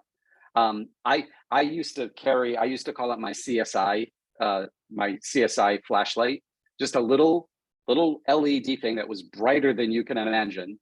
And it was just great to have that in my pocket for, when we're walking around in the basement and that sort of thing. Level, measuring tape, office supplies, paper goods, all of these things. Do they have kids? Do we need to provide some sort of entertainment? Are you going to be spending the day? Should you have maybe a little cooler in the car with some water in it or something like that? You decide what this looks like. The key to the whole thing is showing up to the showing appointment prepared to be able to take care of as many things that could come up as possible. I would really not want to be caught at a showing without my flashlight. That's the one thing that, of everything, that is going to be used more. And I wouldn't want to be there without it, especially when we get down into the basement. So you decide. Anybody have any suggestions? What do you think? What do you think some additions to this list are? Well, there's one thing that I have, and just from working with a client, is that they would bring their mom, and she was, a little elderly, and she would frequently need to stop, and it was like an empty house. So I had this chair that I would carry, so she wanted to sit down. It was available. So it's a folding I have in the car. Brilliant. Yeah. Love that. I know for me in Maine in the wintertime, I always carry a container of ice melt or snow melt, the soft pause one, because you never know when you're going to show up to a property that might be a little bit more treacherous to get into. I oftentimes usually have a shovel as well. These are time savers, so you don't have to go back to the property. I've found tape measure to be one of the things that's most important to have. People will, I can't buy this house because we can't fit our table, or can this take a king size bed or a queen size bed or something? And so those are things that I have to add. And I'd love to hear if anybody has anything else to add. I do want to add in there that David put a nice comment in there saying he heard someone say that one important role we play is to be a professional decision maker, helper, outer. Back to what Andrew's comment was there. And I heard someone say, my role is to help you decide, is to talk you into buying this house and talk you out of buying this house. So this is the reason why you would want to buy it. This is the reason why you wouldn't want to buy it. So they know you're on your side, their side, you know, and again, that goes back to that needs analysis. Here's why you wouldn't want to buy it. You said you needed a 2-car garage, etc. So thank you for that point, David. Great. Bug Thanks. spray, love that. Definitely. Walking spray, waterproof. Land is its own beast, isn't it, Don? For sure. Okay, safety. Who needs to worry about safety when it comes to showing homes? All of us. Oh, wait, there's no specific demographic that needs to be concerned about safety? Yeah, everybody does. And you know, this is going to be apparent. We in Maine, we have a platform that we have access to called Forewarn. I'm not sure if that is something that is offered in other MLSs or other realtor boards, but it's a background check tool that we can use. You know, if you're in a position and it happens, as much as we would like to have a buyer consultation with everybody before we start showing them homes, there are times when we end up doing that first showing without first having the consultation. Know who you're going to be meeting. Follow your instincts. If you don't feel safe, don't do it. If you're suspicious, find a buddy to go with you. Find somebody to check in with. We have a thing where if there's any doubt whatsoever, you know, we'll have somebody from the office call the agent, and the agent will simply answer a question. It's either in the green folder or it's in the red folder. If it's in the green folder, everything's fine. If it's in the red folder, whoever is making that call is going to call the police. Because we cannot be too careful these days when it comes to safety. Definitely not. And always make sure somebody knows where you are, especially again, going back to that solo agent, and especially if you're walking land, bug spray or not, always make sure someone knows where you are and who you're with. I know some agents even go to the extreme of meeting in the office first and saying it's our market center's policy to take copies of your license before we go out. So that's perfectly fine. And then just another tip that I've always kept in mind, especially if you're meeting them for the first time or you haven't been out with them yet, always let them walk in front of you. Don't go down to the basement first, let them go ahead of you. Up into the attic, let them go ahead of you. And leave in front of them. And leave in front of them. And have your keys with you. Really good points. So remember that our goal is not to show homes. Our goal is to sell homes. Pay attention to, and I really love this one. Pay attention to what your customer or client's reactions are.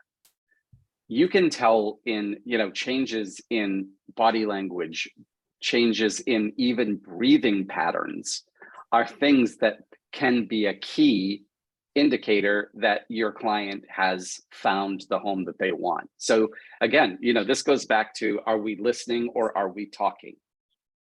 If we're there to sell the home, we're better off not talking. If we're there to show the home, talking is fine. Does that make sense? So always be listening, always be conscious of your, you know, what your customer or client is reacting to. And when the time comes, this is, I think, the key. Stop. Just stop and start working towards getting an offer in. Because if you can tell that this is the home, that you know, this is it, this is the one for them, you need to stop selling it. I had a client once, we were going to see a for sale by owner. She walked in, we walked a little bit through the house. She sat down on the couch and just burst into tears and said, I have to have this home. I didn't have to say anything more. And we still talk about that. She's like, you remember? I'm like, I do remember. You sat down and just started crying. And I wanted to make that happen for you and your family, and they're still there. And, you know, that just brings up, we talk about safety, we talk about these things. One of the things that I have started using with people is, and this is off topic, and forgive me for that, I think it's kind of important based on what Lucy just said, is that I always read them the Miranda warning, right? So when we first start looking at homes, I say, you have the right to remain silent. Anything you say can and will be used against you in a real estate transaction. You have the right to be represented by a broker. And if you cannot afford one will be appointed to you for no charge. I say that really, really specifically. And do you think that's something that is memorable? Yes. So when I remind them, right, that I read them their Miranda rights, I'm going to remind them of it every time we're entering into a home, because guess what? Audio, video surveillance is all over the place. So another way, you know, integrity, right? Building credibility with my clients by making them aware of these things, reminding them constantly of what I have told them, right? All important stuff. Some of the reasons that buyers hesitate to make a decision are they're afraid to commit. They don't like some minor detail of the home. They feel they haven't seen enough homes, or they need to sleep on it or get the opinion of a trusted advisor. These are a lot of reasons for not moving forward with an offer on a property. When that happens, our job then is to become a facilitator. So let's go back to the motivation. What's the reason for the move? Their needs and their wants, right? We've been really specific about it. We've made sure that we got a great list of what they actually need and what the things are that they want. And then our job from there is to advise them as a consultant or fiduciary, if we are, to keep them calm, solve their challenges, and calculate the cost of waiting. What does that mean? Right? The Fed has already told us that they're going to raise interest rates at least one more time this year. So we have now found a home that meets all of your needs. It meets most of your wants. It made you cry when you walked through the door. And oh, by the way, if we don't do this now, it's going to cost you $250 a month more if you wait. That goes back to your opportunity cost. Exactly. Thank you. I would think, I don't think some buyers might miss out on the ideal property in their first showing because they want to see other properties, they want to consult people. How do you get that to a point if you know it's perfect to get them to take a stronger look at it? Michael, that's a great question. And I'm a big believer in sharing stories and because you're not necessarily using yourself or another client who felt this way or something like that. In that situation, I can always use myself. I was not in real estate and I am in the house that I walked into it. The only house we saw, I knew it had to be mine. Didn't look at anything else. And so, again, if you have another client that felt that way, or they ended up missing out on a property that was perfect, always go back to that motivation. I hear what you're saying. I know it's exciting. It seems crazy to think that the first house that you look at, might be the one, and then go back to why. It checks off this, and this. And then again, if you have a story of another client, and in my case, again, I use me all the time. I bought the first house I saw and I'm still in it 22 years later. And just one thing that I would quickly layer on top of that is setting expectations. And part of the initial consultation, part of my conversation with the buyer is, it goes something like this. It is not unusual as when I'm taking people out to show them property for people to fall in love with the first house they see. And it's also not unusual for people to miss out on the house that they fell in love with because it was the first one they saw. So I just want you to know that it's okay if the first house we walk into If you think that's the one for you, then let's not let it slip by. Yeah, on that point of first initial consultation, you mentioned also one of the barriers in the way is that a trusted advisor, decision maker isn't present. Would you, what's the type of conversation or conversation points you would suggest to make sure all decision makers or trusted advisors are there? Or what prompt to maybe, you know, it's a husband and wife, but maybe the father-in-law is the one who's really going to be helping with this decision? How do you, is it vital to get that person to the showing? And if they're not going to be there, would you want to talk to them at the beginning of the day and give them a heads up that you might be calling them? Like, how do you go about that? Thank you, Paul, for that question. I think that the key is when we're setting an appointment for a consultation, right, for a listing, for example, one of the questions we ask is, are all the decision makers going to be present for our appointment? And if for some reason one of the decision makers can't be present, then the way we would handle that would be to say, okay, what's the time we could schedule this appointment for that everybody can be there? And you can do something similar, I think, in a case like this. If you know that there's an additional person who's going to be a decision maker, then I would use a script, something like, do you know, the market that we're in is a very fast moving one. You've seen that as we've looked at properties in the past and they've come and gone on the market. I would really think that it would be in our best interest if we can make sure that all of the decision makers are present for the showing, so that if this turns out to be the one, it doesn't slip by us because we have to wait for somebody else to come back and see it. And that's an excellent point. And Andrew, I'll add on to that because I was going to share that thing too. You certainly can use the current market is setting those expectations. Since it's such a fast-paced market, if all the decision makers cannot be present within the window where we can see this, how do you want to handle that? By FaceTime? Are we doing a video? What is our contingency plan so that we can make sure that when we see this house, we only may get one shot? We can take care of that. Yeah, thank you guys. That's great advice. I think my one kind of piece of trepidation with that is kind of the silent partner, you know, when it's a husband and wife, oh no, we're the decision makers, you know, but they're very proud of that. And they got approved for, you know, all the financing on their own, but really that there is a, you know, like you said in one of your slides, a trusted advisor that they wouldn't consider a decision maker, but truly is one. I think that's a valid point. And, you know, you're going to find, sometimes we do find that out sort of unexpectedly. In the middle of the transaction. Right. Right, Paul? So, yeah, you know, that can happen. You know, a great example, I think, and I saw this not too long ago, you know, young couple buying their first home, pre-approved, everything was looking really good. What I didn't discover until later was that the down payment was coming from mom. So didn't know about this part. And all of a sudden mom sees the house. Mom doesn't like the house and we don't buy the house.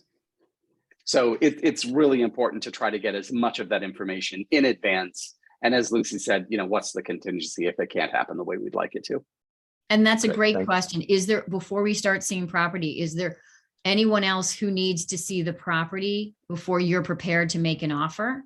You know, just have that as a question on your buyer needs analysis sheet. And if they said no, and you can bring that out of like maybe a trusted advisor or maybe an uncle who's an inspector. You know, I've had a lot of people come through with, you know, see if we can get them all there. And if we can't, what's our contingency plan? Because I want to make sure we find you the best house and I don't want you to miss out on it. Thank you guys so much. Sure. Okay. All right, real quick, let's take just 30 seconds here. And let's have some ahas from this last section. It's under construction. I don't know if they told you that. So and also remember the rule. Feel free to throw them in the chat too. Yep. Remember the rule. If we don't get any ahas, we have to go back and repeat the section.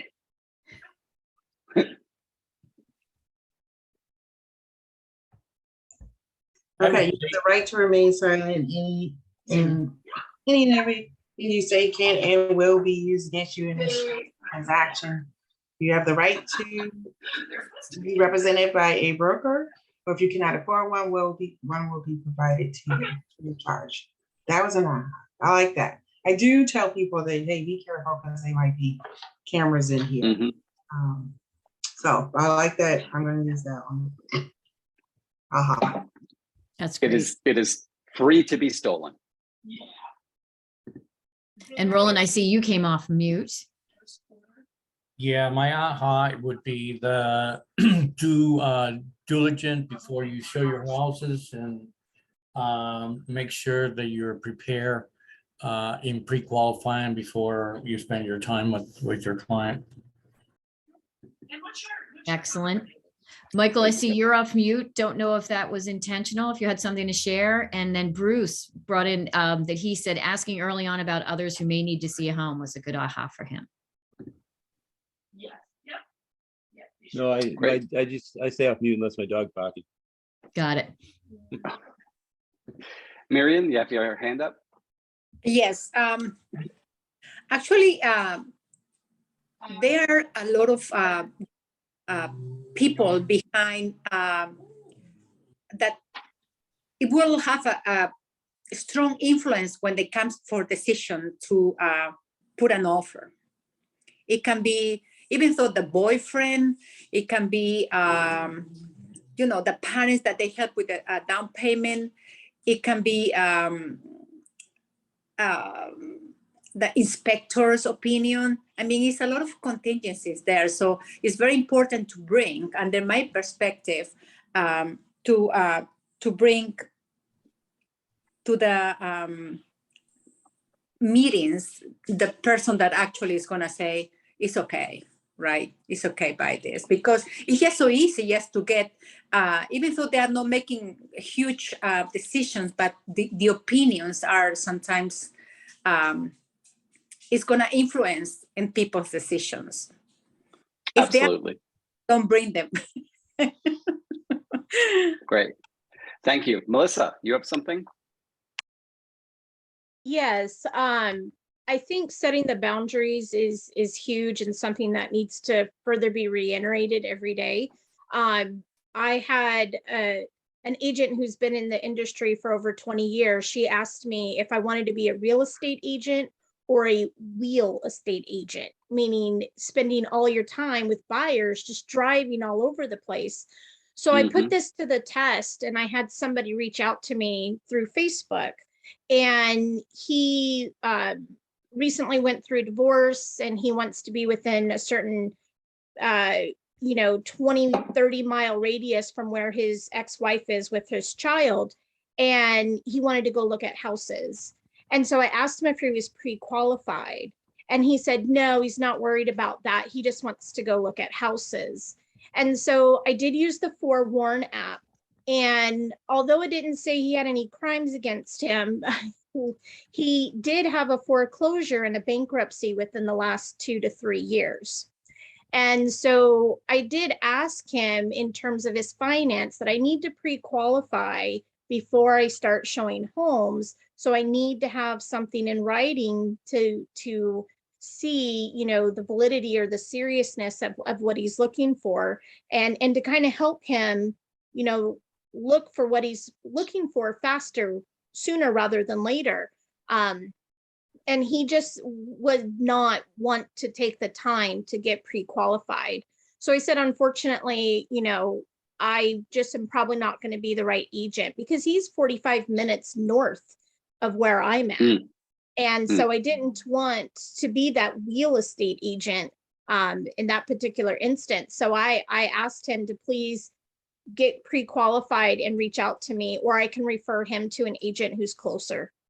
And he's not replied back. So the Forewarn app does not just tell you about any serious crimes or things like that, but it does also show the bankruptcy and the foreclosure. And I don't know his past with his ex situation, but to me that did feel like a red flag. And the fact that he just did not want to pre-qualify. His thinking was, I'll find where I want to live and then I'll get pre-qualified. Yeah. And the thing that has become even more important. And the thing that I say very often is that in the market that we're in, sellers are requesting that only pre-qualified buyers be shown their property. Yeah. Right. And that I did was mention made, that. yeah, that was made even more powerful when COVID was a bigger deal. Still, it still applies. I mean, COVID's not gone, still applies. And sellers do want people, so that is a way that you can sort of transfer the responsibility to back to the seller instead of to you. Does that make Mhm. sense? Right, right. And I did mention that, but again, I think he just was not liking being told what to do, that's the way that it is, because when he bought his house 20 years ago, this is how it was. And I said, well, Right. it's not the same market last month as it was 20 years ago. So it's ever changing, and these are the new rules.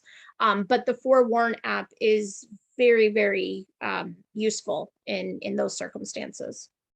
For sure. Yeah, so All we right. have, Ellen just raised her hand. Quick question before we move on. Yeah, I just wanted, I like that, Melissa. So, and I definitely, that's a good one to use with the client I was talking about earlier, is that, well, they're actually requesting pre-approvals. I do have a few properties where they are requesting the pre-approval before they'll even allow me to do the showing. So it's not unethical if I use that strategy to do that. I think I will use my forewarn on him. I haven't used it yet. Perfect. And that might tell me, and he said the same thing. When I first bought my first house in 1977, I only paid, oh gosh. So 1977 was a long time ago, and the prices are much different. His complaint was he didn't want to give up financial information, which is a red flag. I work in finance, so that's one of our things that we do. So you're absolutely right. I like that, Melissa. I'm gonna use that one. Thank you. That was an aha, so from before. Great. Thank you. All right, we are going to jump into sellers. Now, this is going to be a little bit different, obviously different perspective. What sellers want most from their agents. At 21%, number one, help to price their home competitively. That is in this market that we've been in, obviously really crucial. Help the seller market the home to potential buyers, sell the home within a specific time frame, help find ways to fix or make alterations to the home so that it will sell either faster or for more money. And then in the other category, help find a buyer for the home is at 12%, help with negotiation and dealing with buyers, and then help with paperwork, inspections, preparing for settlement is at 5%. We start in the same place as sellers that we do with buyers, which is their needs analysis. For sellers, it's going to be a different set of questions because we're talking now about price, time frame, conveyances, so that you can get the offers that they need from ready, willing, able buyers. You need to know the needs of the seller. And we often don't think about that in terms of the sellers, but price, time frame, those are going to be critical factors. And the same thing applies to sellers as it does to buyers. Either it's a life change or a world change that is causing them to have to sell or want to sell. We need to know what that is. We need to know what the motivation behind the sale is. Easier sometimes to find motivation from buyers than it is for sellers, and yet we still need to know what their motivation is because we may need to remind them of that. Do you remember when you told me that the reason you were selling your home is because you wanted to go down and be with your grandkids down in Tampa? We're in a position now where you could be there with your grandkids in 30 days. Right? What's the motivation? The two things that the seller has control over, right? Because they don't have control over the market. None of us does. Excuse me. What they do have control over is the price that we set and the condition of the home. I remember back when I first started as a listing specialist with the Hatcher Group back like 8 years ago, I developed this little brochure. It was called "Why Didn't My Home Sell?" And it was all about the 3 Ps. So it was place, it was presentation, and it was price. Your home didn't sell for one of those three reasons. If it is place, that's location, right? You can't do anything about that. It is where it is. Presentation, okay, so that's condition. That's how it presents to the public. That you have control over. And finally, price. And the one thing of those three that can be used to overcome the other two is price.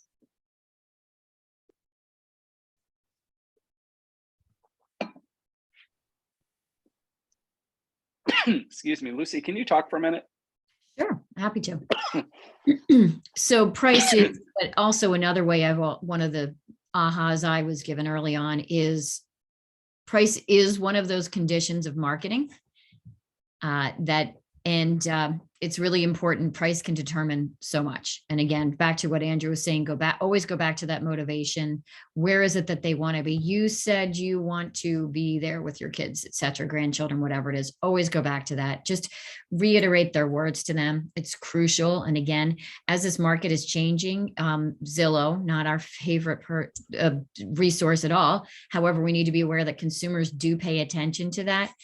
They pay attention to that, and they're not seeing the current local total real estate is so local. You know, it gets hyper local. It just within a town, a street can be different. So just reiterate to them that you are that resource. You are their boots on the ground. I hear what you're seeing or reading in the news, and I'm telling you, this is what I'm seeing, and this is what actually is happening. And I want to help you get back to that goal of XYZ, whatever it happens to be. So. And hopefully in this section, I know that Jason had talked about wanting when a seller wants to overprice their property. We might be able to talk about that a little bit in here. Again, we're looking in through the windshield, not the rear view mirror at this point in time, because it has changed so drastically, so quickly.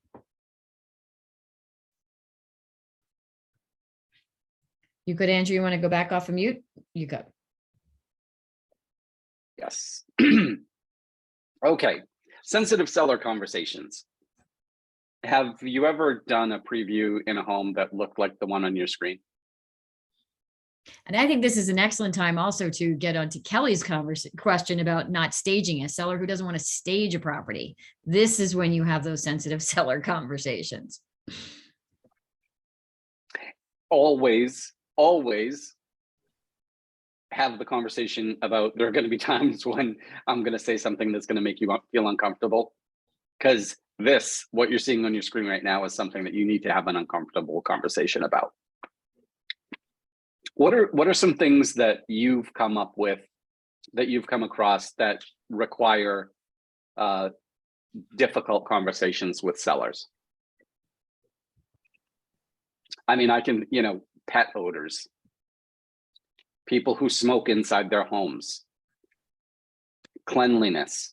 Clutter, that's a great one, Valerie. The way I always combat clutter is I say, you're moving. So start getting those clear tubs now so you can see it and pack away what you're not going to need. And then people always ask me, well, then where do I put it? I'm like, well, you're moving. Buyers are going to know that. Put it in the basement, stack it neatly, put it in a garage, stack it neatly. You can always get rid of that. I realtor, when I first got in the business, that she said, if you smell it, you can't sell it.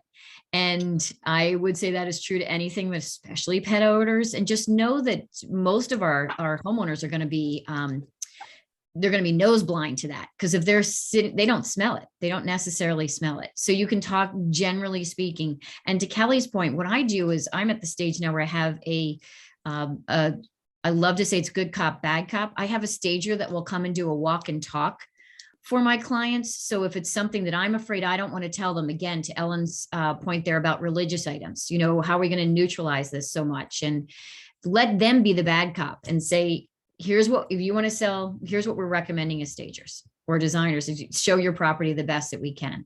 And then you can be their trusted consultant saying, I know how you feel. I know you're emotionally attached to all these pictures here. I understand it. However, we want to get that home sold. Again, always going back to that motivation.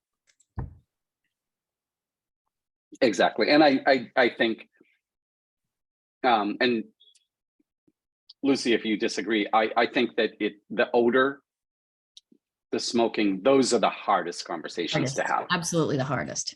Mm-hmm. Because, let's face it, when you walk in and one of the first things that the person says to you is, pardon all the clutter. Well, that means they already know about it. Right. That one's going to be easy. But as Lucy said, you know, odors are something that they live with and they don't understand. Again, the principles are the same. Having those great communications with your clients provides a strong foundation for sustaining the relationship, which we, again, want to go way beyond the closing. Sets and manages expectations, creates peace of mind for sellers. And even though they're the ones that are getting all that money at the end, it's still a stressful thing for them and enhances your credibility. If a client violates fair housing laws, we as licensees are held to a higher standard. And it's important, though, that we make sure that our people understand the limitations that we have on us and the ones that we need to enforce on them. So if something happens that is a violation, and, you know, again, we don't want to be in front of real estate commissions, we just want to make sure that we're keeping track of these things, that we're documenting them, report it to your team leader or your broker immediately. And if you feel like you need legal help in it, then get in touch with an attorney. But you do not want to be involved in something that is a violation of fair housing. And it can happen on the seller side too. I'm not going to sell to those people because, right? Got to be really, really careful of that. And we've been coming off of a competitive market where love letters were a thing. And we know that the National Association of Realtor has asked us to eliminate those in most, if not all, markets. You may have clients that still want to deliver those.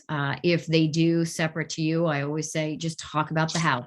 Do not bring up anything about family or this or that. Just how did the specific house, why is this specific house perfect for you? And I see David has a question. He's got his hand raised. Yeah, Andrew, sorry. Could you just go back to the one slide just before the fair housing one, just for like 8 seconds? Just, oh, is that maybe the one right before? This one? Yeah, perfect. Yep. Just give me 3 seconds. Stand by. 3, 2, 1. Perfect. Thank you so much. All right. Appreciate it. No problem. Is there anybody that is not familiar with the Y4C2TES? Throw one in This the is- chat box if you aren't familiar with it. All right, that's good. I'm not seeing any. All right, good. So we're just gonna, oh, we got a hand up over here. I think Marion's is from a previous question and David just made his comments. So Okay. I do got not it. have the ability, unless I kick you off, to lower those. So if we have if we have these as part of our being, then we're going to be successful in this business. But we need to always be conscious. You know, this is the foundation of the culture that is Keller Williams. So I think you've probably seen this in every single Ignite series class, but this is what we live by. I'm going to skip through that one. The message you put out to attract prospective buyers and sellers is everything. Why would they want to contact you in this market? What would they get if they did? These two questions are at the heart of all effective messaging. And this comes from the book Shift. And I think that's a really great message.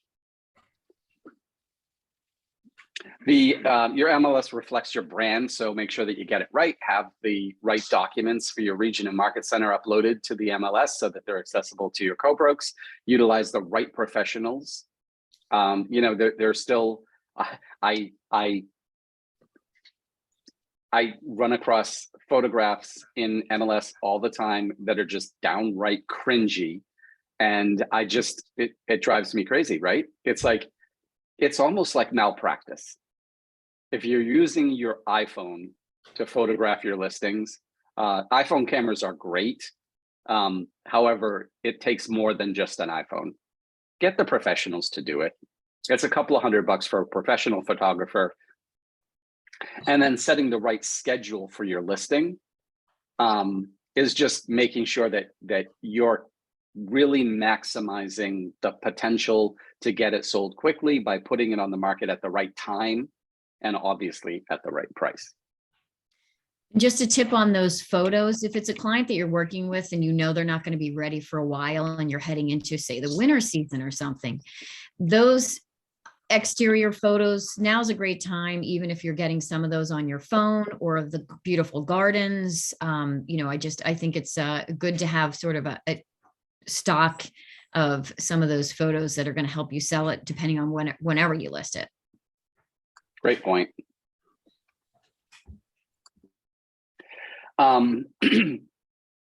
You have the ability with Command, and again, we don't use the Command platform, so I'm not an expert on this, but you can import the listing data directly from KWLS in order to use Command for marketing that property. Proper signage. This varies from state to state based on what the rules are.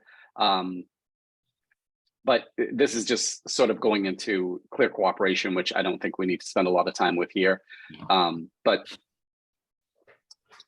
let's move to AHAs. And I'm going to spend a pretty good amount of time with on the remaining time that we have talking about success with co-brokes, and then we'll just do some recaps on AHAs. You know the rule, 2 AHAs or we have to repeat the section. Is that a hard rule? Am I being mean with that rule? No, I love it. I would actually like you to say all that again, so I'm not going to give you an aha answer. Well, then there's that. We'll do this again in a month. How's that? We have 2.5 hours, and trying to keep it within the 2.5 hours. So we do have to move pretty quickly through this, but yeah, it's worth repeating in my opinion. So I would say it was nice to see those wheels again, the pie charts, and have you go over those. About a week, maybe 2 weeks ago now, those had been presented, but now the way you broke it down, and now with the experience that we have with the class over the last couple of weeks, it actually means more. So I definitely appreciate that. Great, thank you. And then I would add in, I think, I don't think Kelly's still with us to talk about whether or not we addressed the question there on staging.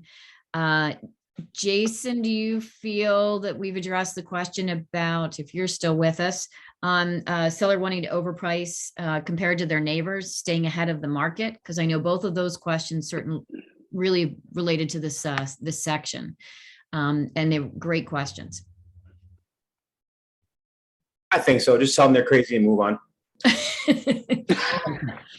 The facts, you can't lie about facts. I always go back to where are they selling now? And again, telling stories and looking at price reductions. And I know it's been a challenge because we were pricing things where we as realtors thought they made sense. And then the buyers made it go crazy over asking. So that became what the sellers were seeing. And now we're back down to, well, we need to go back to the sanity of what's it really worth, not what 1 or 2 people were willing to pay for it. That's not the true value in this market.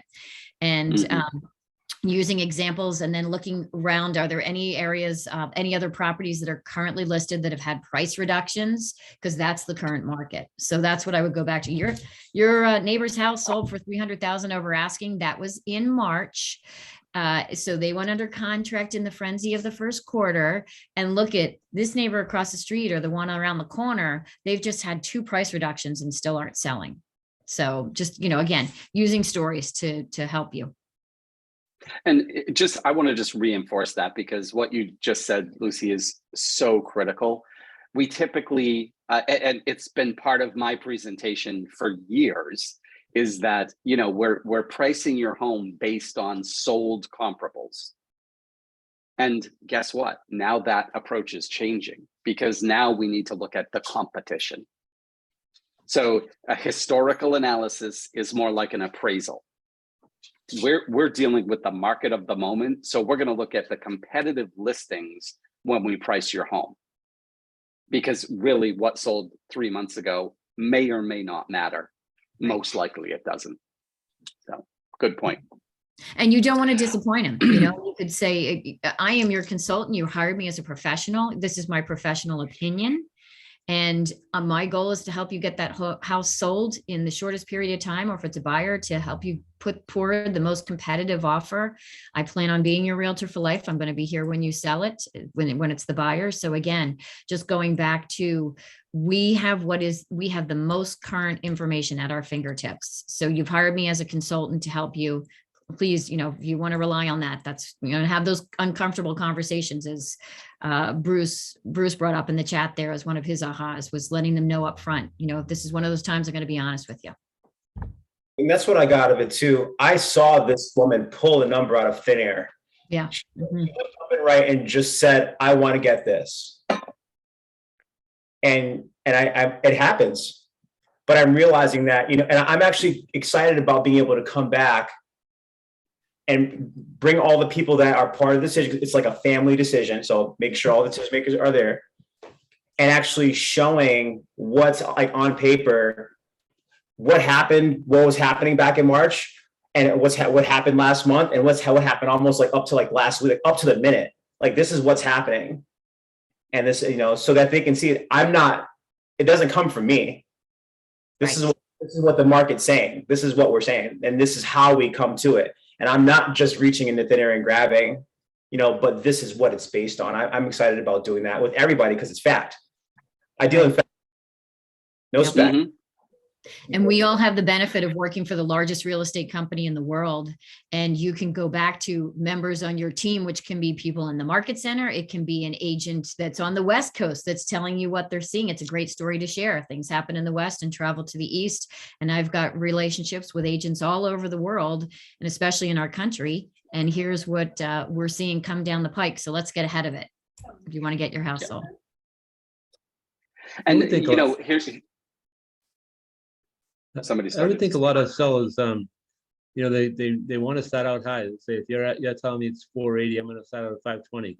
And, you know, people can put in an offer what they want, or I can lower the price at some point. But I would think that must be a common thing you run into. They want to come in a little higher than you might be suggesting.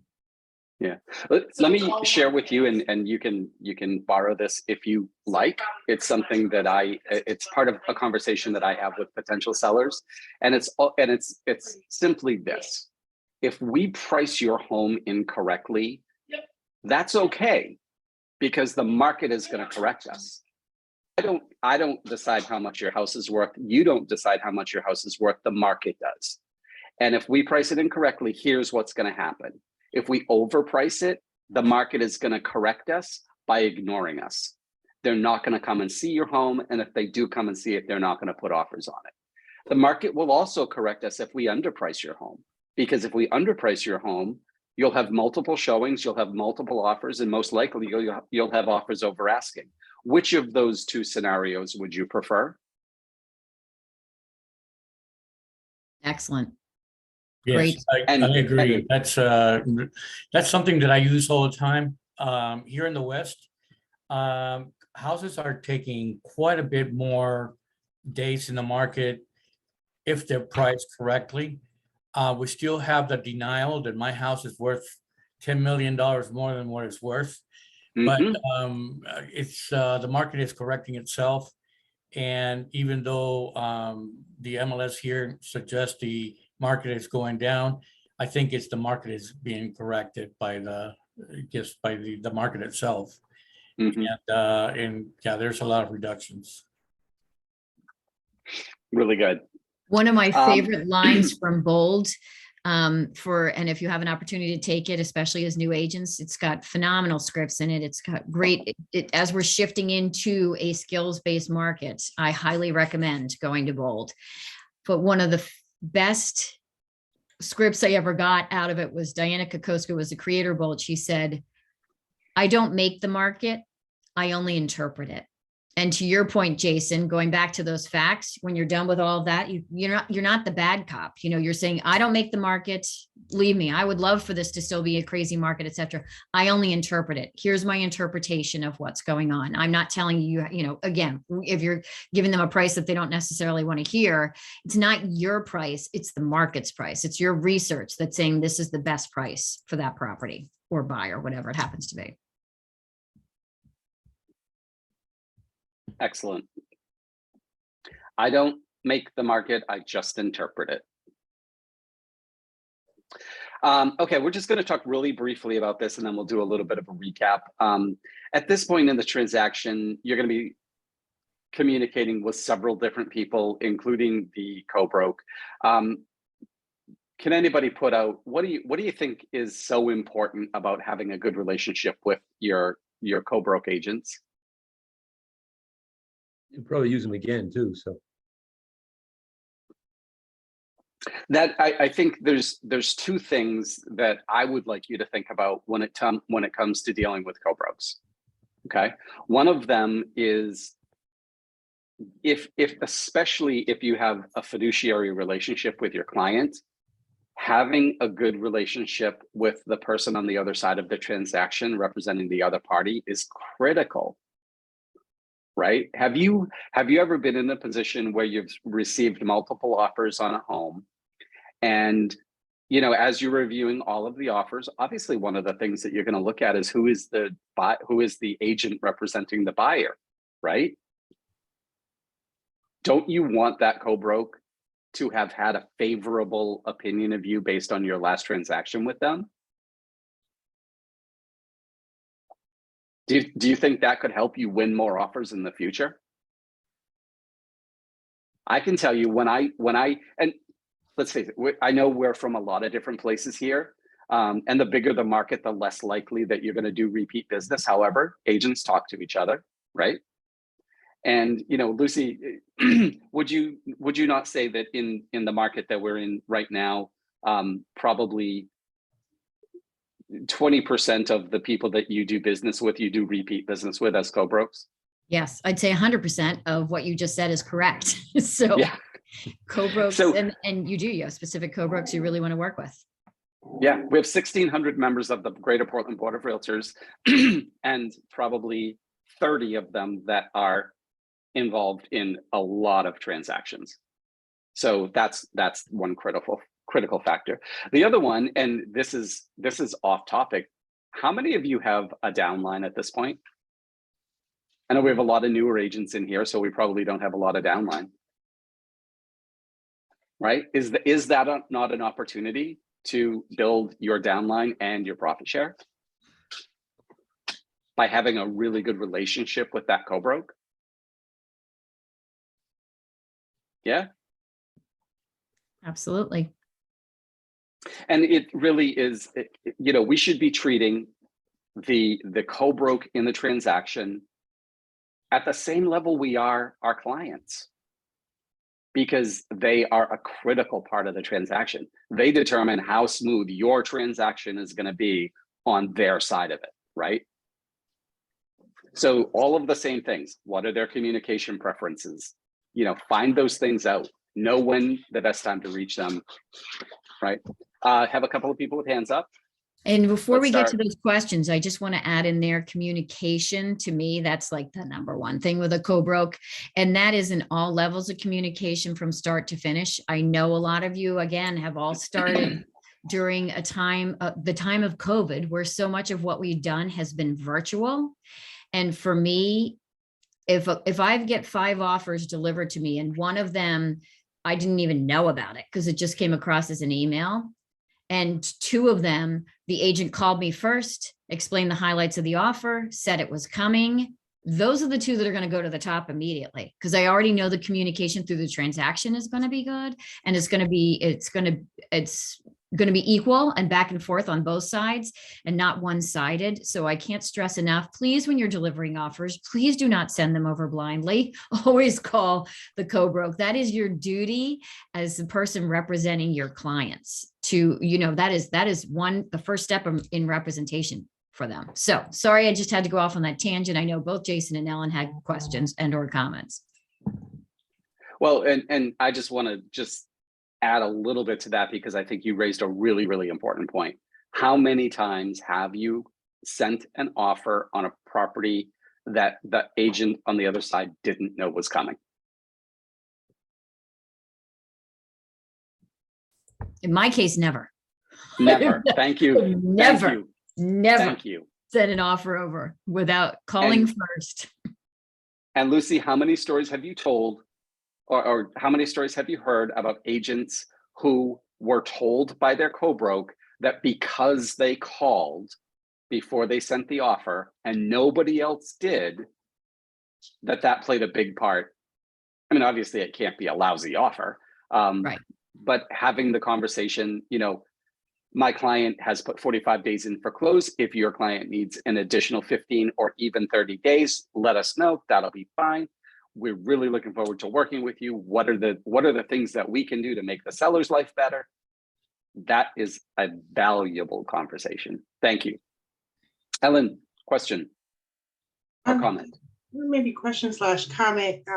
So following what you said, both of you, Lucy, you mentioned, you know, if you're getting a ton of offers and you're looking at these offers and you're noticing some of these agents, you know them, you know how they work, so they're going at the top. Is that what you said?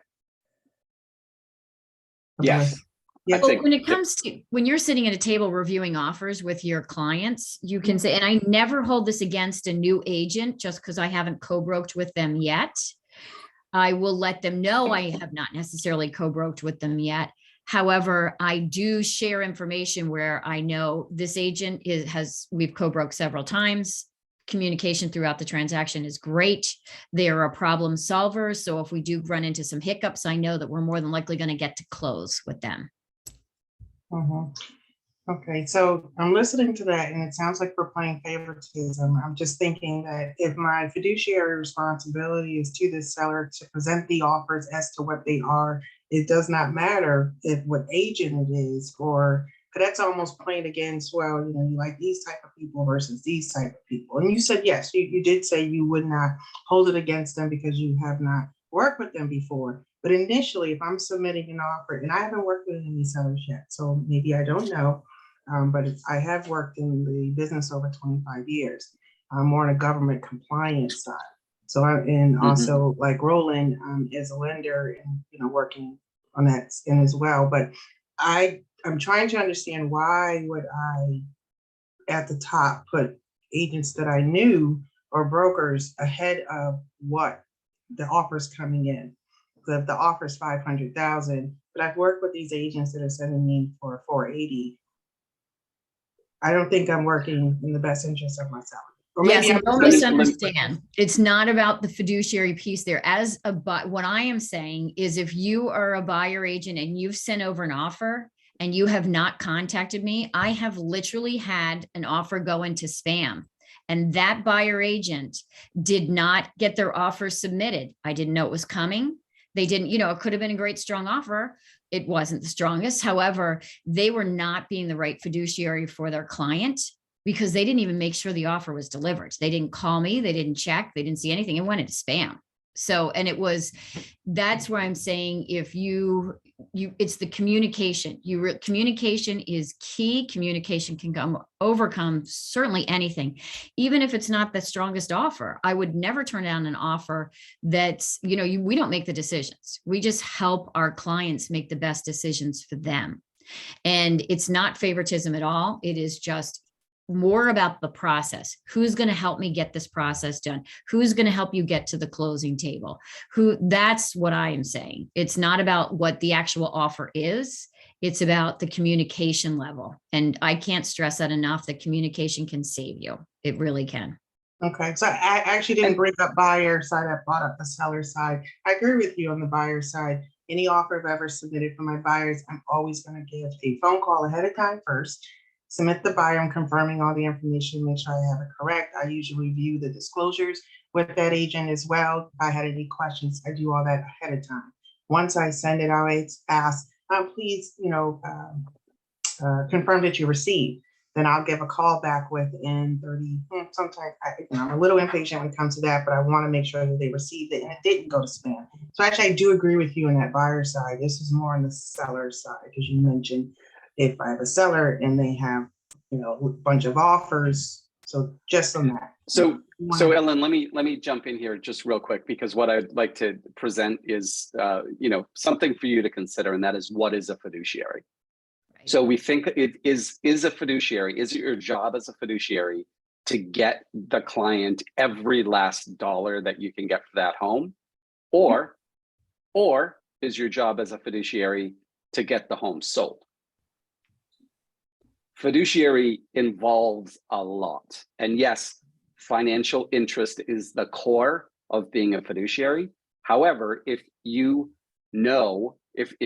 there's an agent that you've worked with 3 times and all 3 times the deals have fallen apart, Right. if you have an agent that you've worked with 3 times and every time they came in with the highest offer, and then after inspections came back and asked for a $50 to $1,000 price reduction, if you know that going in, is that not part of your duty as a fiduciary?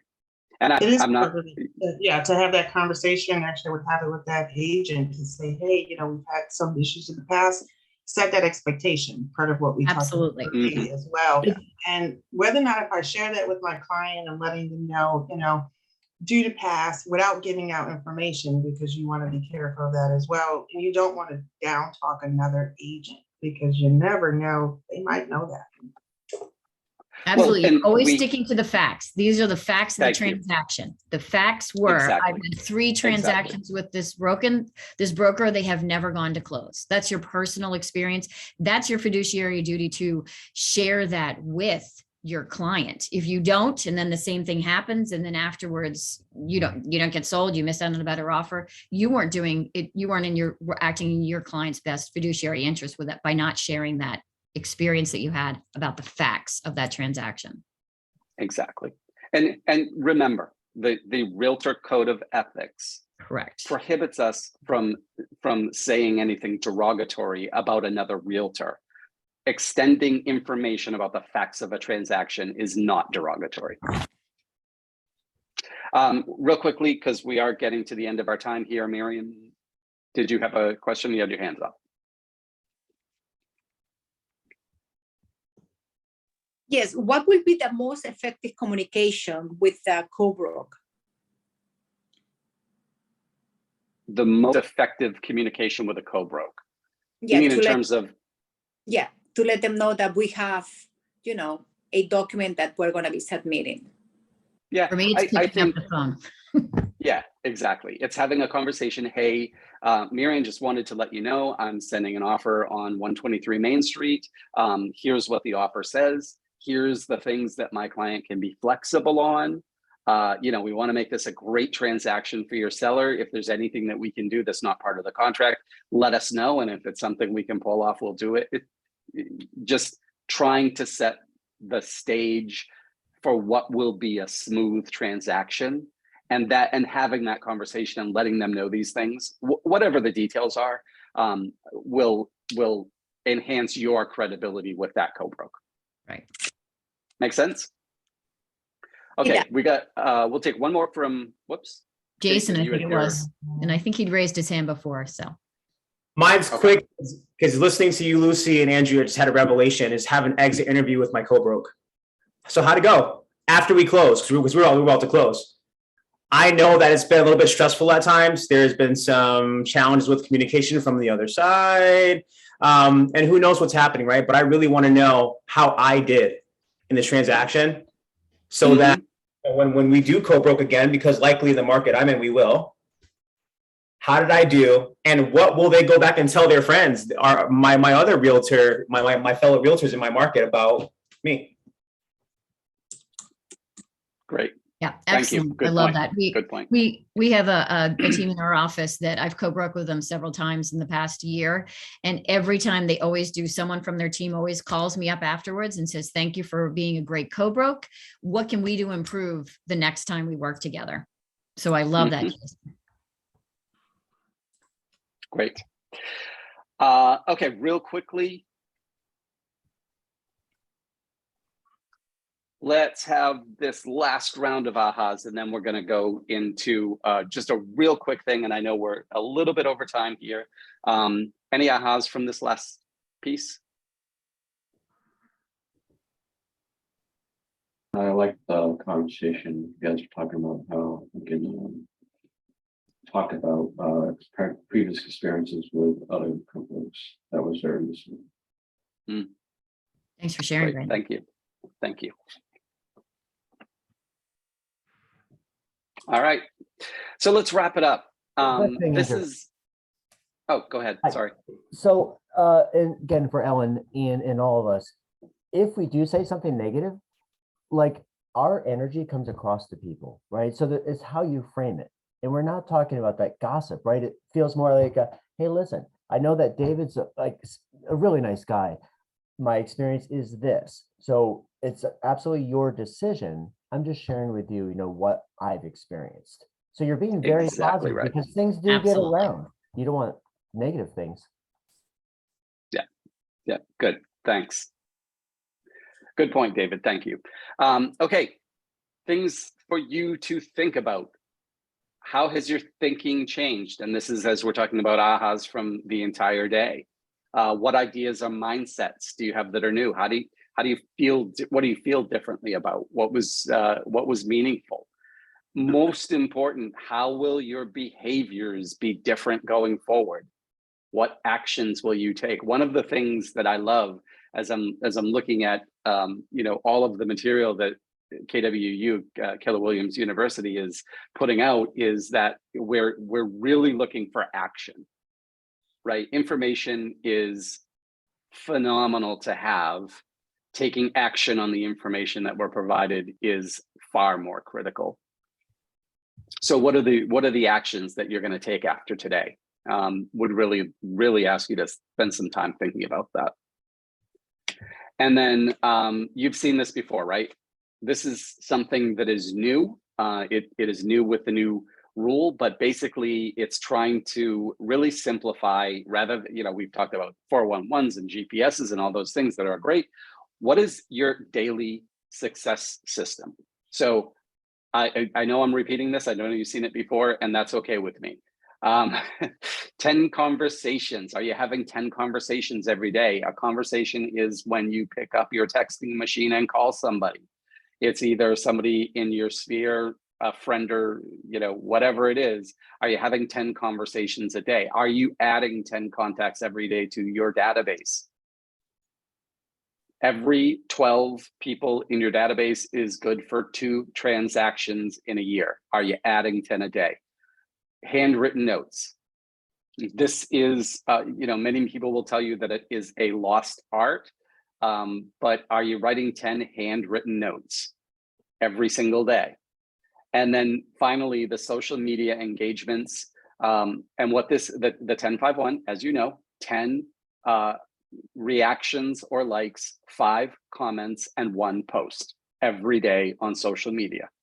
And a little hidden gem on that one, when you're posting on social media, if you're using your personal account, 9 out of 10 of your posts should be personal.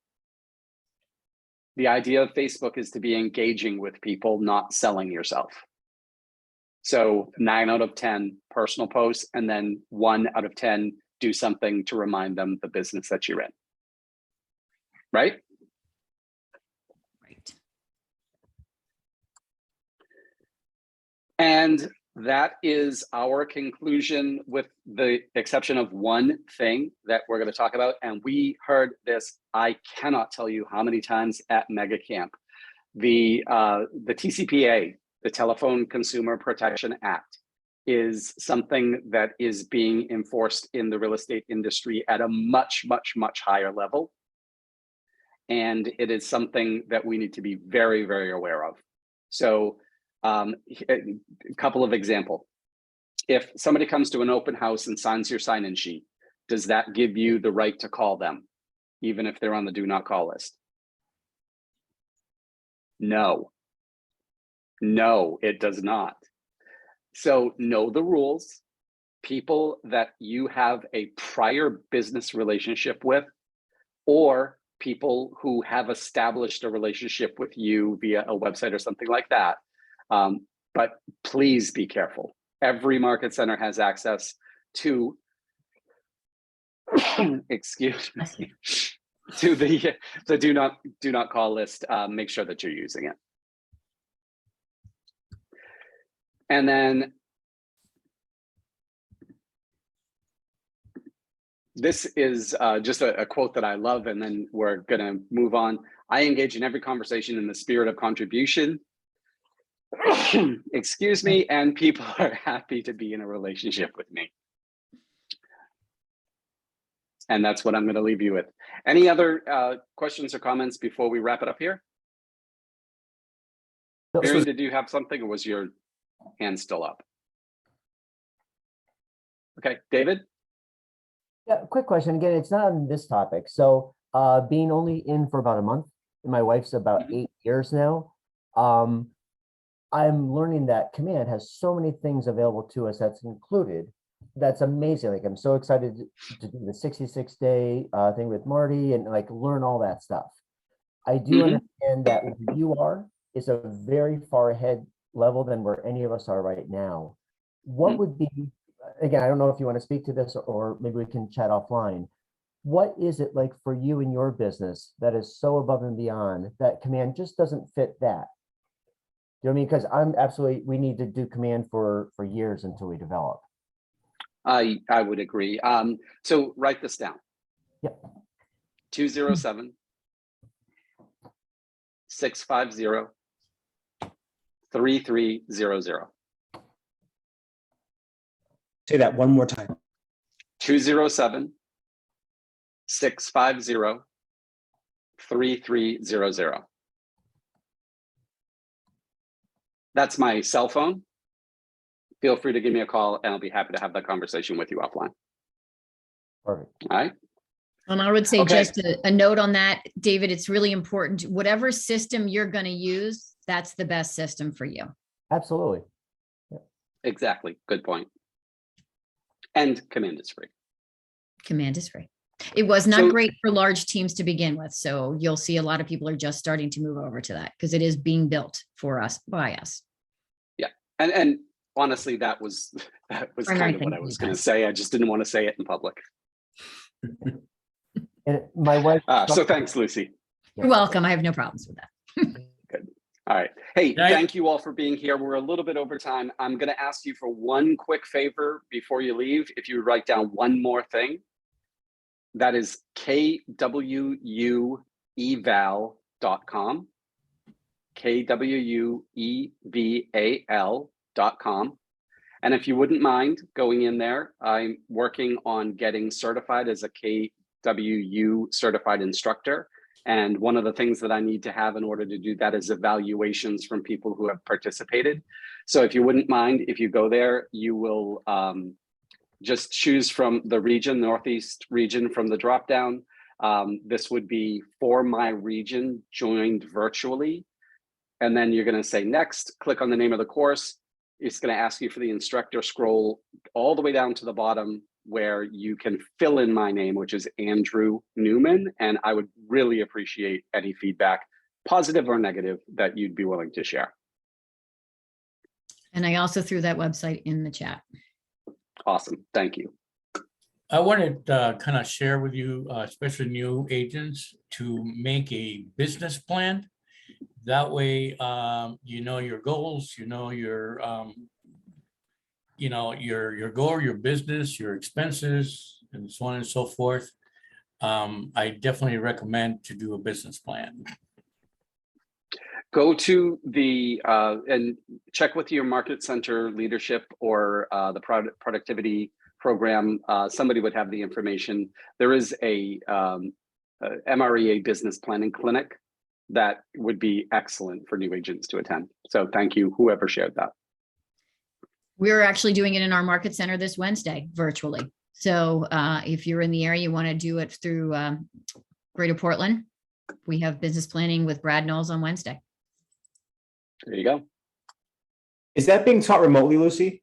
It is. I'll see if I can find that link.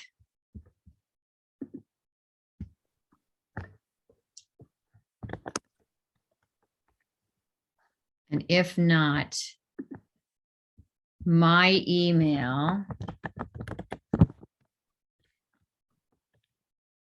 is lucytucker@kw.com. Just send me an email and I'll make sure that you get the information for it if you guys are interested in that. Great. Thank you, everybody. Thank you. Thank you. Have a great day. Have a Too. great day. Thank you. Great day.